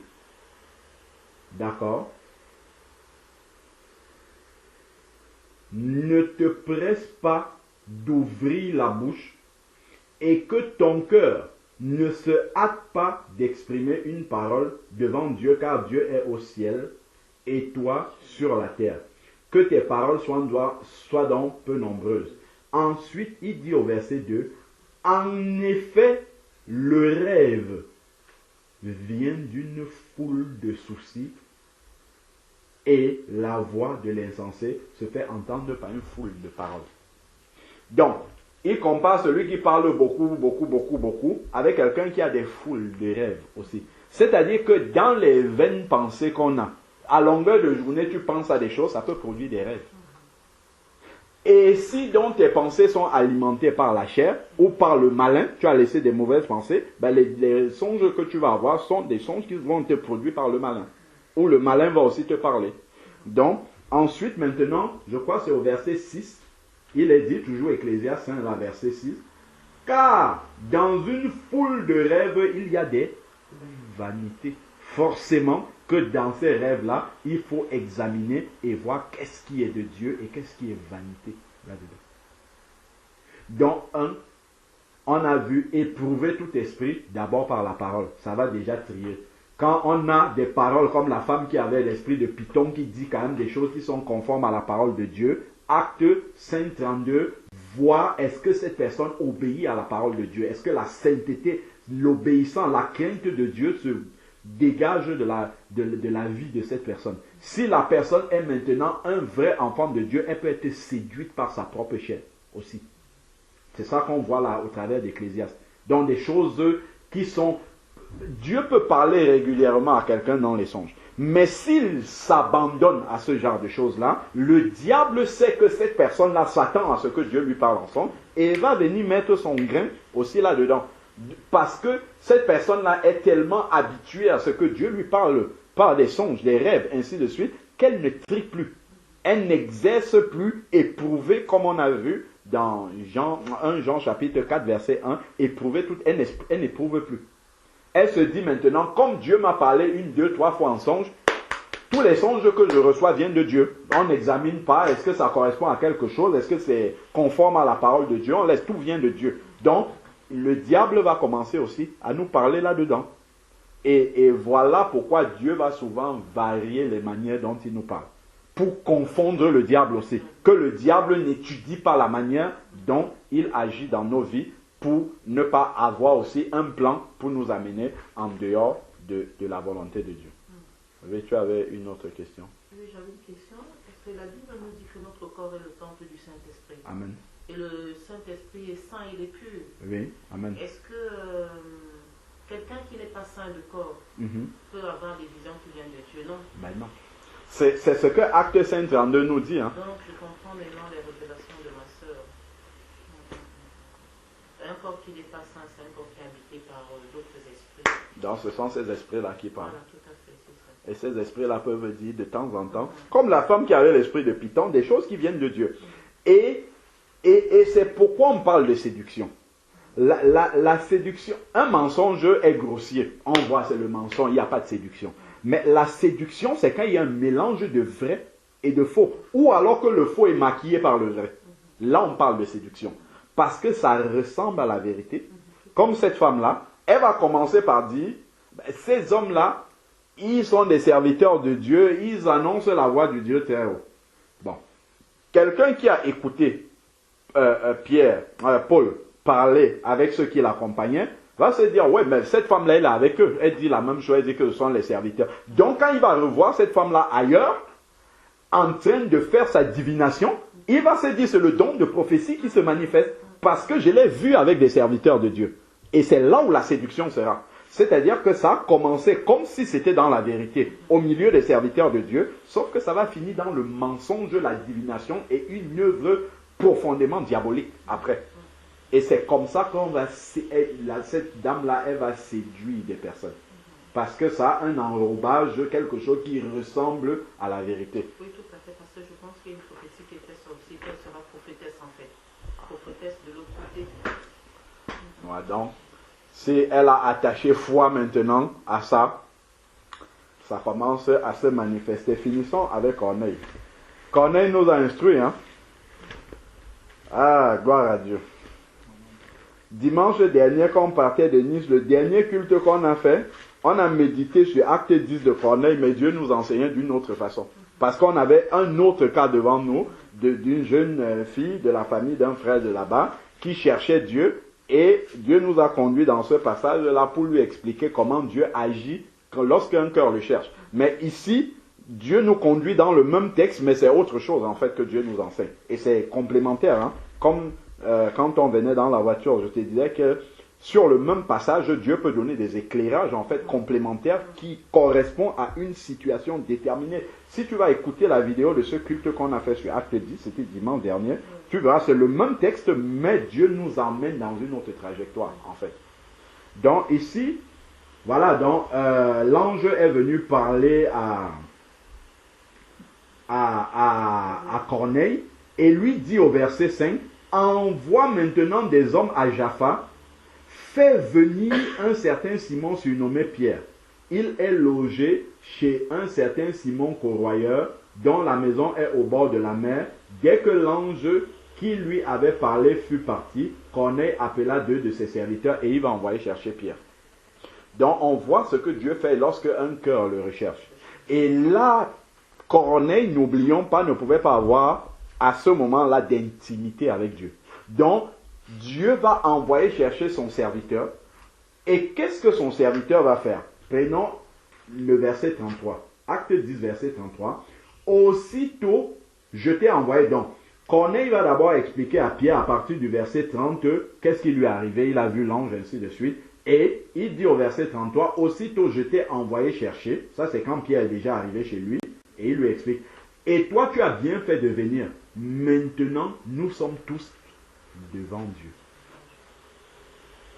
Pour entendre tout ce qui t'a été ordonné par le Seigneur. Donc des intermédiaires. À chaque fois, il y a d'abord eu l'ange. Maintenant, il y a encore un autre intermédiaire, qui est Pierre.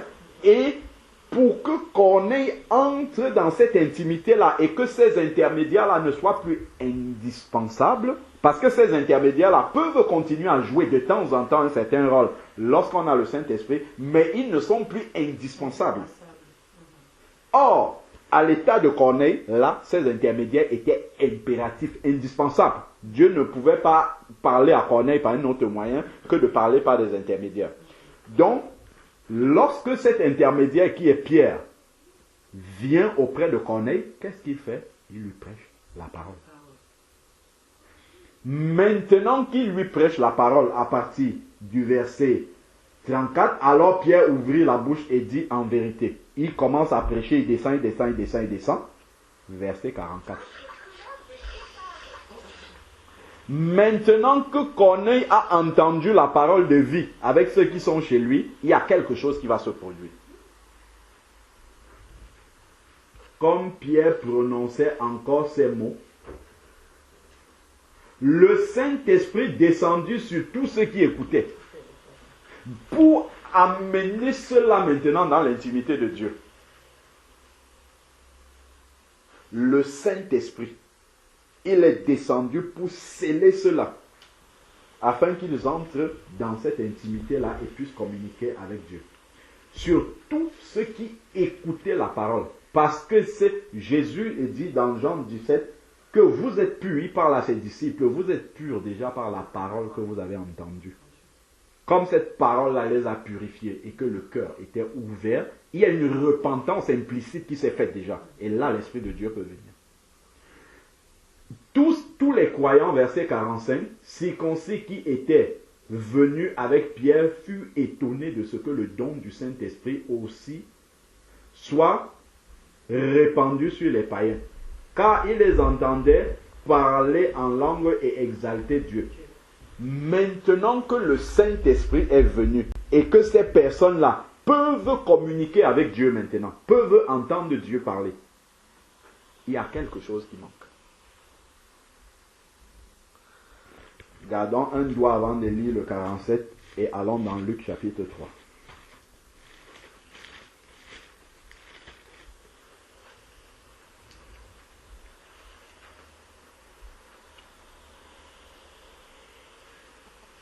Jésus n'avait pas besoin de passer par le baptême, comme on le sait. Mais pour montrer le chemin du disciple, il va emprunter la voie du baptême. Et son baptême n'est pas fait par n'importe qui, c'est fait par Jean-Baptiste, qui est la figure de la repentance dans la parole de Dieu. Donc il faut passer par la repentance avant le baptême. Acte chapitre 2, verset 38. Repentez-vous et que chacun de vous soit baptisé au nom de Jésus-Christ et vous recevrez le don du Saint-Esprit. Voilà maintenant Luc 3, verset 21. Tandis que tout le peuple se faisait baptiser, Jésus fut aussi baptisé. Donc le disciple doit se faire baptiser après être passé par la repentance. C'est pour ça que c'est Jean-Baptiste qui le baptise. Maintenant, parce que lui n'avait pas besoin de pécher, c'est juste la personne qui le baptise qui symbolise la repentance. Et pendant qu'il priait, il est baptisé maintenant, il prie. Et lorsqu'il prie, le ciel va s'ouvrir. Parce que désormais, comme il est passé dans les eaux du baptême, il y a une communion, c'est l'image en fait de la communion qui s'établit avec Dieu et le nouveau croyant. Le ciel s'ouvre. Le ciel s'ouvre. Donc il est en communion avec Dieu maintenant. Il peut être en intimité avec Dieu. Et le Saint-Esprit descendit sur lui. Le Saint-Esprit descend d'abord sur Jésus. Le Saint-Esprit, comme Dieu a soufflé sur Adam, comme Jésus a soufflé sur ses disciples, il a dit recevez le Saint-Esprit. Le Saint-Esprit est d'abord descendu. Regardons dans quel ordre les choses sont faites. Il est passé dans les eaux du baptême. Ensuite, le ciel s'est ouvert pour dire je suis d'accord. J'agrée cette personne-là. Cette personne-là m'appartient. Et pour nous, disciples également, c'est ce qui s'accomplit lorsqu'on se baptise. Et ensuite, maintenant, le Saint-Esprit est descendu sur lui sous la forme corporelle comme une colombe. On sait bien que la caractéristique de la colombe, c'est qu'elle n'aime pas la saleté. Elle aime la sainteté, au sens de la propreté. Et il vint une voix du ciel qui dit « Tu es mon fils bien-aimé ». Pourquoi Dieu parle après que le Saint-Esprit soit venu? Parce qu'il sait que la personne peut entendre. Si Dieu avait parlé avant que le Saint-Esprit ne descende, c'est une parole qui va partir comme ça et retourner à lui. Ésaïe 55 dit la parole de Dieu ne sort et ne retourne à lui sans avoir accompli sa volonté. Mais encore faudrait-il que le destinataire de cette parole-là entende, comprenne qu'est-ce que Dieu veut dire. Donc, dans l'ordre des choses que nous voyons ici, il a fallu que le Saint-Esprit descende d'abord sur Jésus pour que Dieu parle. Et là maintenant, on peut entendre. Donc, il faut pour le nouveau disciple qu'il ait d'abord reçu le Saint-Esprit pour que Dieu lui parle et qu'il entende. C'est que Dieu va lui parler et il ne pourra pas entendre. Et on voit que dans la foulée de tout ça, il y a quoi? Le baptême. Le baptême déclenche tout ça. Et la repentance, parce qu'il y a eu Jean-Baptiste là au milieu de tout ça. Repentance, baptême, Saint-Esprit. Repentance, baptême, Saint-Esprit. La repentance est toujours au début. Baptême, Saint-Esprit, on peut inverser comme on va voir chez Corneille. Dieu peut inverser pour une raison, mais ça doit se suivre immédiatement. Il ne doit pas avoir un, après ça fait 10 mois pour que l'autre arrive. Non. Donc, baptême ici, repentance par Jean-Baptiste, baptême, Saint-Esprit, Dieu parle. Voilà l'ordre. Ici, Pierre a parlé, on retourne dans Acte 10, Pierre a parlé, le Saint-Esprit a parlé la part de Dieu, on a donné la parole de Dieu. Le Saint-Esprit est descendu sur ces personnes-là. Maintenant que ces personnes-là ont le Saint-Esprit, regardons dans au verset 47, qu'est-ce que Pierre dit? un apôtre. Il a compris qu'est-ce qu'il doit suivre directement. Bien qu'il était surpris, comme tous les autres, que le Saint-Esprit ait été accordé aux païens aussi, mais il y a une décision à prendre. Donc, dès qu'on voit quelqu'un qui a le Saint-Esprit, qui est en communion avec Dieu déjà, en intimité, qui peut déjà être en intimité avec Dieu, alors Pierre reprit. Peut-on refuser l'eau du baptême à ceux qui ont reçu le Saint-Esprit aussi bien que nous? Une fois que le Saint-Esprit est arrivé, il faut que le baptême, immédiatement, ou une fois que le baptême est fait après la repentance, comme Jésus, le Saint-Esprit va descendre. Ça s'enclenche automatiquement. Et si on garde un doigt dessus, regardons Acte 2, 38, c'est ce qui nous explique, 38, 39. Acte 2, 38, 39 nous montre l'enchaînement des choses. Acte 2, verset 37 nous dit que les personnes qui ont écouté la prédication de Pierre ont eu le cœur vivement touché. Le verset 38 nous dit, Pierre leur dit à ceux qui ont eu le cœur touché là, après avoir entendu la parole de Dieu, 1. Repentez-vous. 2. Et que chacun de vous soit baptisé, dont repentance et baptême, pour que les péchés soient pardonnés.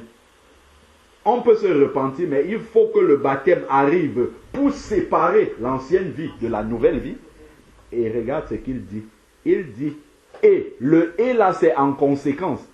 Donc si tu es repenti et que tu reçois le baptême au nom de Jésus, comme c'est écrit, il y a une conséquence spirituelle qui est automatique. C'est ce qui s'est passé là. C'est ce que nous révèle aussi le baptême de Jésus. Et c'est ce que nous révèle aussi la prédication chez Corneille. En conséquence, vous recevrez le don du Saint-Esprit. Et le verset 39 dont je te parlais là quand on arrivait, dit, car la promesse est pour vous, ceux qui sont là, ce jour-là, le jour de la Pentecôte, pour leurs enfants, pour vos enfants, et pour tous ceux qui au loin, comme nous ici, nous sommes loin d'Israël, tous ceux qui au loin, tous ceux qui sont loin, en aussi grand nombre que le Seigneur, notre Dieu les appellera. Donc la promesse est pour nous aussi. Donc, tu t'es repenti, tu as décidé de renoncer avec le péché, ma soeur, tu passes dans les eaux du baptême, automatiquement, tu reçois le Saint-Esprit. Parce que c'est ce qui vient te sceller pour que tu entres. Le verset 41 dit, ceux qui acceptaient sa parole furent baptisés. En ce jour-là furent ajoutés à l'église environ 3000 ans. Donc ceux qui sont nés de nouveau, repentis de leurs péchés, baptisés d'eau par immersion, qui ont reçu le Saint-Esprit, font désormais partie de la famille qu'on appelle l'Église. Voilà pourquoi dans Acte 10, quand Pierre a vu qu'ils avaient reçu le Saint-Esprit, il demande, peut-on donc leur refuser les eaux du baptême? Verset 48, à ceux qui ont reçu le Saint-Esprit, il ordonna de les baptiser au nom de Jésus-Christ. Donc voilà l'enchaînement. Une fois que la repentance est là, le Saint-Esprit est là, il faut le baptême pour sceller tout. C'est ce que dans Jean 3, Jésus va dire à Nicodème, celui qui ne naît d'eau et d'esprit ne peut voir le royaume des cieux. C'est vrai que dans cette eau-là, il peut avoir l'eau physique du baptême, il peut avoir l'eau de la parole aussi, mais il y a cette image-là du baptême qui est aussi donnée à Nicodème. Et on peut voir aussi dans Marc 16, 16, celui qui croira et qui sera baptisé sera sauvé. Donc on voit que tout cela constitue l'ensemble du cadeau de la nouvelle naissance. Il faut qu'il y ait tout cela dedans. Donc en résumé, cette intimité avec Dieu est manifestée, est possible grâce au Saint-Esprit, parce que Dieu est Esprit. Il faut que tu aies reçu le Saint-Esprit pour communiquer avec Dieu. Et bien retenir que le Saint-Esprit est accordé à ceux qui lui obéissent, ceux qui veulent marcher dans la sainteté, dans la sanctification. Et il y a quelque chose qui peut nous faire perdre le Saint-Esprit, mais ça vient progressivement. Quand la Bible nous dit dans Éphésiens chapitre 4, verset 30, n'attristez pas le Saint-Esprit de Dieu. On peut lire. Il ne faut pas attrister le Saint-Esprit de Dieu parce qu'il commence d'abord par devenir triste. Et si on continue à l'attrister, il va partir. Progressivement, il va nous avertir en partant, mais il va finir par partir. Si il nous révèle par exemple le péché et que nous décidons de rester dans ce péché-là, nous ne voulons pas nous repentir, il va finir par partir. C'est verset 30. Éphésiens chapitre 4, verset 30. Dit, n'attristez pas le Saint-Esprit de Dieu par lequel vous avez été scellés pour le jour de la rédemption.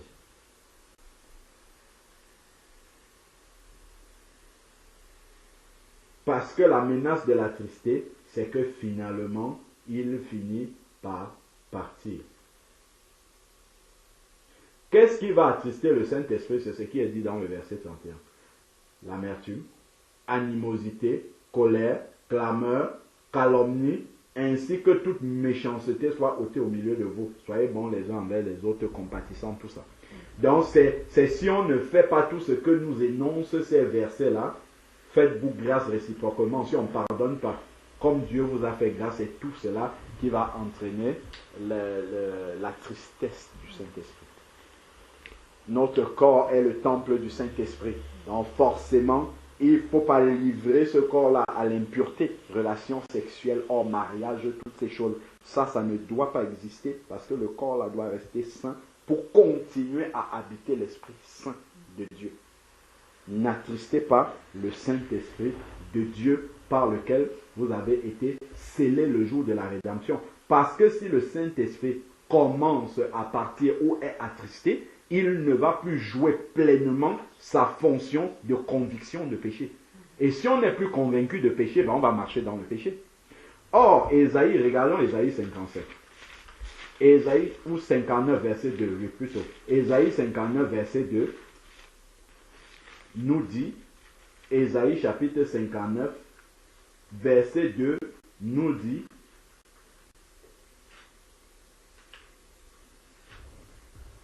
Ésaïe 55, verset 2.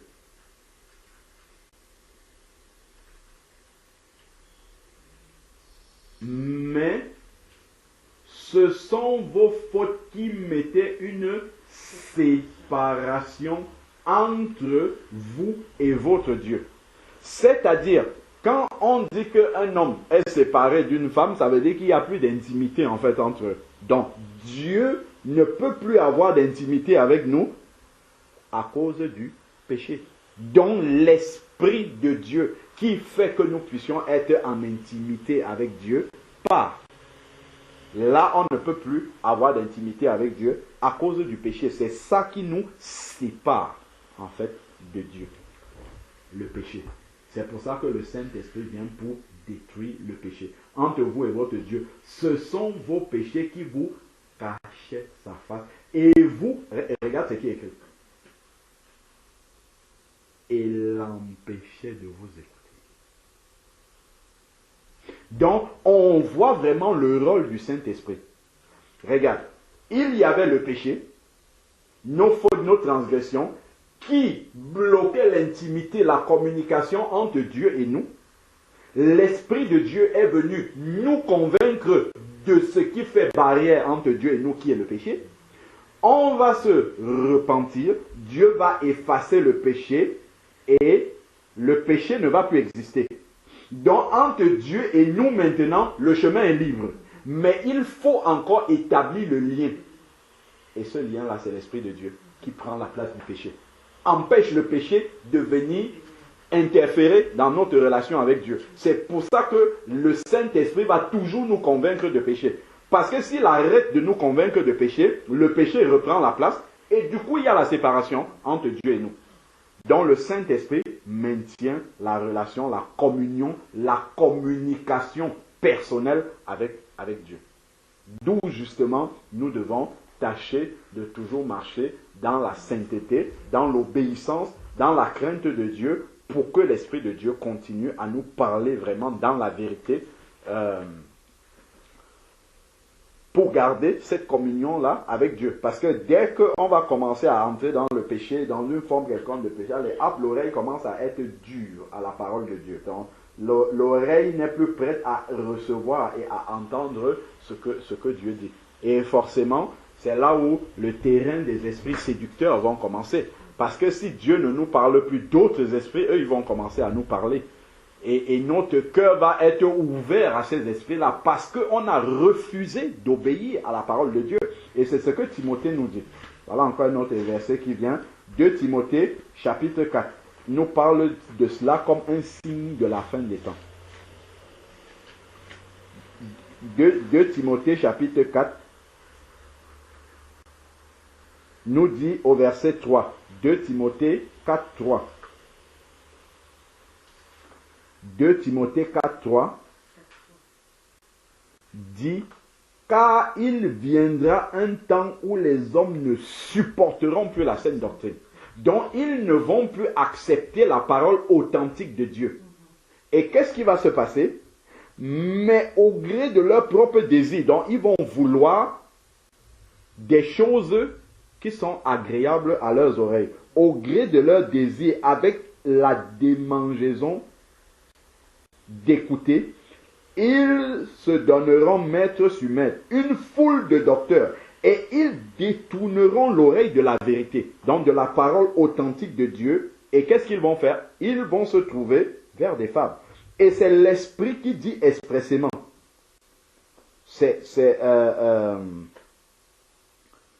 L'Esprit dit expressément que dans les derniers temps, c'est ce qui va se passer. Donc, si quelqu'un n'écoute pas la vérité qui est donnée par le Saint-Esprit, il va écouter la séduction qui est donnée par d'autres esprits. C'est ça qui est ici. Donc, si on ne s'attache pas à la vérité qui est donnée par le Saint-Esprit, forcément, on va s'attacher à la séduction, à l'erreur qui est donnée par d'autres esprits. Je voudrais poser une question. C'est quoi la crainte? Avoir la crainte de Dieu, c'est quoi? Avoir la crainte de Dieu, c'est par exemple quand je pose un acte dans mon cœur, j'ai un profond respect pour Dieu, que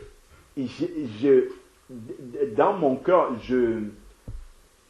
je crains de décevoir Dieu en obéissant par sa parole. Je crains d'attrister Dieu. Non pas une crainte du jugement qui peut venir sur moi, mais c'est que mon profond respect et mon amour pour Dieu est tellement grand, un peu comme si j'ai fait quelque... Bon, c'est bon, je vais même comparer, mais ce n'est même pas comparable. Quand on aime tellement quelqu'un et que on est en train de faire quelque chose, on se dit que ça va décevoir la personne, on est triste. On évite de faire ce qui va décevoir cette personne-là. Dans la crainte de Dieu, c'est ça. C'est une obéissance poussée. Lui, le respect, le profond respect de la personne de Dieu. Donc là, ça nous conduit à la crainte. Et là, ça sera dans la pratique. Quand je suis sur le point de pécher, je suis sur le point de faire quelque chose que Dieu n'aime pas, ce profond respect-là va m'amener à ne pas le faire. C'est ça qui produit la crainte en nous. Amen. Je ne savais pas que je devais être aussi... J'ai commencé tout doucement. Je ne savais pas que l'Esprit de Dieu allait nous amener voyager comme ça. Et moi-même, vraiment, que Dieu soit béni de nous avoir conduits ainsi. Il y a une révélation sur l'intimité. Ça, c'est quelque chose auquel je n'avais jamais pensé. Le parallèle entre l'intimité dans le domaine de l'homme et la femme, dans le domaine physique, et l'intimité dans le domaine spirituel. Et quand on voit ça entre Christ et l'Église, donc le parallèle, le Seigneur ne m'avait pas encore ouvert les yeux pour comprendre que, en fait, toute la création de Dieu, toutes les choses ne sont pas par hasard, en fait. Dieu a d'abord fait les choses physiquement, il a porté ça dans le domaine spirituel, et on voit, et tout ça nous amène encore à replacer par exemple le mariage dans le contexte que Dieu, l'importance que Dieu lui donne. Quand on voit vraiment la relation qu'il y a. Par exemple, quand Dieu dit de ne pas avoir de rapport intime hors mariage. Quand on regarde ce que le Saint-Esprit, l'intimité avec Dieu, imaginons-nous, ça en fait, un rapport hors mariage représente en fait la communion avec un autre esprit. Or, Dieu ne peut pas accepter et condamner que nous ayons des liens avec des idoles. que nous communions avec des idoles. Dieu ne veut pas cela. D'ailleurs, pour notre bien, parce que c'est destructeur pour nous.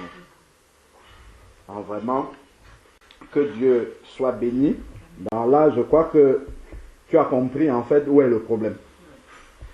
Et pour moi, le problème, il se résout facilement, comme on a dit que Dieu lui-même veut avoir cette intimité-là avec tout être humain, comme on a commencé là dans la Genèse.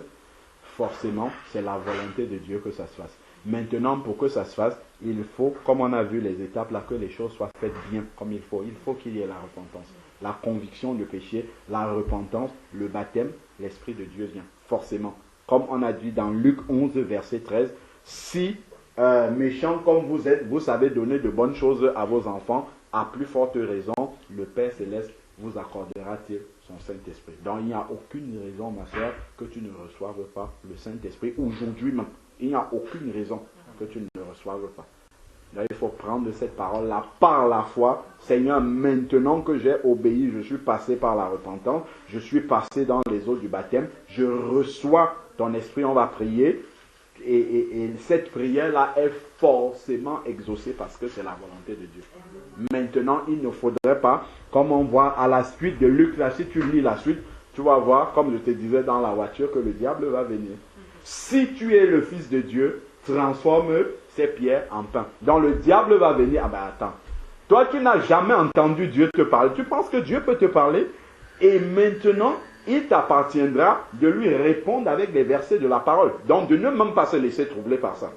De se dire, ah voilà les versets, ce qu'on a vu là, qui dit, les personnes qui sont repenties, baptisées, reçoivent le Saint-Esprit. Donc je l'ai reçu, j'ai prié, Dieu est meilleur que nous, alors que nous sommes moins bons que Dieu et nous donnons de bonnes choses à nos enfants. Dieu m'a accordé le Saint-Esprit. Donc je marche avec son esprit. Quand je vais ouvrir la parole maintenant, attends-toi, ma soeur, à ce que Dieu te parle directement. Parce que tu vas entrer en intimité avec lui. Il faut s'attendre à cela. En fait, il ne faut plus se dire, ah, je vais toujours être devant la Bible comme avant, je ne vais rien comprendre. Non, il faut te dire, il y a un avant et un après. C'est ça la nouvelle naissance. Avant, c'est normal, je n'avais pas l'équipement pour comprendre Dieu, mais dès maintenant, cette parole-là, c'est la parole de mon Père. C'est ça qui m'arrivait, parce que j'ai un programme de vie tel que le matin, 5h quand je suis debout, prière. Je passe toute ma journée au travail, le soir, prière. Mais il y a des moments où je me dis, Seigneur, j'ai un problème. C'est-à-dire que même pour louer le Seigneur, là, il faudrait que ça vienne de lui. Il faudrait que je connaisse Dieu pour parler. Parce que quand on loue Dieu, on l'adore, il faut le connaître. Amen. Il ne Amen. faudrait pas que ce soit des mots qui sortent de ma chair, en fait.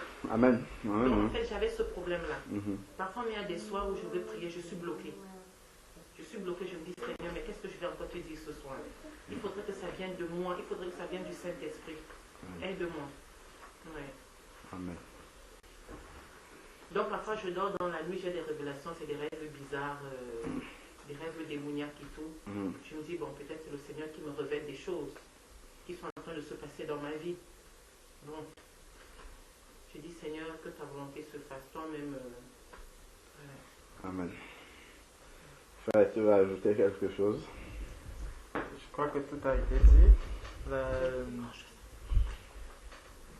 La seule, peut-être, chose que je peux ajouter, c'est, bon, ma soeur, ce qui t'arrive, si tu as le temps, tu pourras lire aussi dans 1 Samuel, chapitre 3, c'est exactement ce qui est arrivé à Samuel, parce que la parole de Dieu nous dit que nul ne vient, c'est Jésus qui a dit, nul ne vient à moi si le Père ne l'attire. Donc si aujourd'hui, tu viens au Seigneur, c'est que le Seigneur avait déjà commencé à t'attirer depuis bien longtemps. Amen. Le Seigneur te parlait, mais justement, comme tu n'avais pas l'équipement pour entendre sa parole, tu vois, tu agissais exactement comme Samuel. Parce que Samuel, lorsque Dieu venait lui parler, lorsque Dieu l'appelle, 1 Samuel 3, les premiers versets, lorsque Dieu vient parler à Samuel, Samuel se tourne plutôt vers Élie. Parce qu'il ne connaît pas la voix du Seigneur. C'est pour ça aussi que lorsque quelqu'un qui n'a pas encore l'Esprit de Dieu va prendre la parole de Dieu, il va lire, il lira, pour lui, il ne comprendra absolument pas. C'est ce qui est arrivé à l'eunuque éthiopien. Tu vois, il lit la parole de Dieu, mais pour lui, ce n'est pas... Pourtant, il est bien attiré par cette parole. Il aime bien la parole, il fait tout ce qu'il y a qu'un enfant de Dieu peut faire, mais puisqu'il ne peut pas comprendre le message du Seigneur, tu vois, pour lui, il se contente de peu. Et c'est comme ça aussi que beaucoup de personnes qui sont peut-être même dans la religion se contentent simplement du fait que j'ai déjà lu la Bible 3 fois, j'ai lu la Bible 4 fois. Par contre, quelqu'un qui est né vraiment de nouveau, il peut lire juste un chapitre, mais s'il partage ce qu'il a reçu de ce chapitre-là avec quelqu'un qui a lu la Bible 10 fois, celui qui aura lu 10 fois va rester comme ça. Comment tu as fait pour recevoir tout cela seulement sur un chapitre que tu as lu? Parce que l'Esprit de Dieu, il est en communication parfaite avec le Seigneur. Donc, c'est vraiment pour te dire que ma sœur, tu rentres dans une nouvelle vie, tu rentres avec un nouveau corps, un nouvel esprit, l'Esprit de Dieu qui va maintenant habiter en toi. Et la seule chose que je pouvais dire, c'est que souvent, parce que ce message, lorsque un enfant de Dieu va l'écouter, vraiment, il ne faudrait pas que les enfants de Dieu commencent à s'interroger. Parce que le malin aussi peut venir et dire, tu n'as même pas l'Esprit de Dieu. Si tu n'entends pas comment le Seigneur te parle, tu n'as pas l'Esprit de Dieu. Non, il ne faudrait pas que ce doute-là puisse arriver dans leur tête. Moi, je le chasse tout le temps. Voilà. Dès que j'ai une mauvaise pensée, je dis, rien de moi, Satan. Là, je vais penser déjà. Parce que ma soeur, il y a beaucoup de cas, souvent, quelqu'un t'appelle, oui, vraiment, je n'entends pas que le Seigneur me parler, je n'entends pas ceci, vraiment, je n'ai plus la sensation, je n'ai plus les frissons que j'avais au début avec le Seigneur. Parce que quand tu viens d'arriver, le Seigneur va beaucoup te parler, beaucoup de bonnes choses vont arriver et tout, et tout, et tout. Mais au fur et à mesure qu'on grandit, dernièrement, je partageais dessus avec une sœur et je lui disais, vraiment, le Seigneur agit avec nous exactement comme nous agissons avec nos enfants. Quand j'ai mon enfant qui vient de naître, je l'ai là, je le choie, il est choyé, il est à la maison, il n'est ni à la crèche, ni à l'école. Déjà même le monde donne 3 mois de congé de maternité pour que tu prennes vraiment soin de l'enfant, tu vas le bichonner et tout et tout. Puis, peut-être à 7 mois, on prend l'enfant, on le dépose déjà à la crèche. Et quand tu déposes l'enfant à la crèche, le sein qu'il recevait là à la maison tous les jours, ce sein-là d'abord, il va se couper. Ce n'est pas que tu n'as plus de maman, mais ta mère maintenant, te laisse pour que tu grandisses. Donc il faudrait que ceux qui ont déjà reçu, parce que Luc 11:13 nous dit que Dieu donne son esprit à ceux qui le lui demandent. Ça, nous devons avoir cette conviction.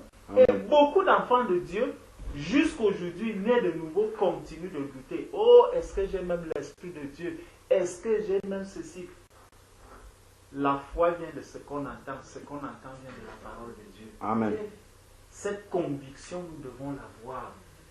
J'ai le Saint-Esprit. Même si j'ai le Saint-Esprit, si je ne vis pas dans le péché, j'ai la crainte du péché, le frère a bien expliqué comment vraiment ne nous attardons pas sur les questions. Est-ce que ça va? Est-ce que le Seigneur est même avec moi? Est-ce que ceci? Non. Quand je vais laisser mon enfant à la crèche, il va passer toute la journée là-bas. Cela ne veut pas dire que je suis, par exemple, j'oublie que j'ai un enfant. Non, j'ai un enfant, mais le soir, je vais aller le récupérer. C'est la même manière, le Seigneur ne sera pas toujours là en train de nous dire, ah vraiment, Sandrine, qu'est-ce que tu vas faire aujourd'hui? Qu'est-ce que... Non, le Seigneur veut aussi voir comment tu avances, tu dis, Seigneur, vraiment, je veux aussi sortir peut-être pour témoigner aujourd'hui. Seigneur, je te prie, accorde-moi la grâce de pouvoir faire ceci. tu sors et quand tu vas, et l'assurance que tu es avec le Seigneur. Amen. N'attends pas que pendant que tu seras avec la sœur, vraiment, Seigneur, qu'est-ce que je peux même dire à cette sœur? Non. Ça veut dire que tu ne seras pas un disciple. Quand tu avances avec le Seigneur, aie confiance en ton Dieu. Amen. Comme cet enfant qui est à la maternelle. Encore que quand tu arrives maintenant à la maternelle, ça commence à changer. Le lien que tu avais, ta mère va d'abord te sevrer. Elle dit, bon, le lait, c'est fini maintenant. Maintenant, tu vas rentrer dans la nourriture solide. Après, quand tu vas même encore grandir, tu vas au collège, les parents vont te dire, bon, il faut que tu ailles déjà louer ta chambre, que tu prennes ceci. Tu vois, c'est comme ça. Et au fur et à mesure que tu avances avec le Seigneur, il faut savoir que le Seigneur veut que tu grandisses. Amen. Donc, tu ne dois pas t'inquiéter, mais fais confiance à Dieu parce qu'il est toujours présent. Amen. Toujours, il est toujours là avec toi. Donc, n'attends pas toujours la sensation que la chair de poule, ceci. Parce que ça, il y a beaucoup de personnes, ma soeur, je t'assure. J'ai même eu un moment où je parlais en langue. Je me suis demandé que, mais Seigneur, c'est quoi cette langue que je parle là? Donc, j'ai compris que ça ne venait pas de Dieu. Tu étais dans un milieu où les gens parlaient en langue? Oui. Ah. J'étais dans une église où, et je parlais la même langue que le pasteur. Tout le monde parlait en désordre comme ça en langue. Enfin, non, en fait, c'est-à-dire que comme le pasteur parlait en langue, c'est comme ça que je parlais.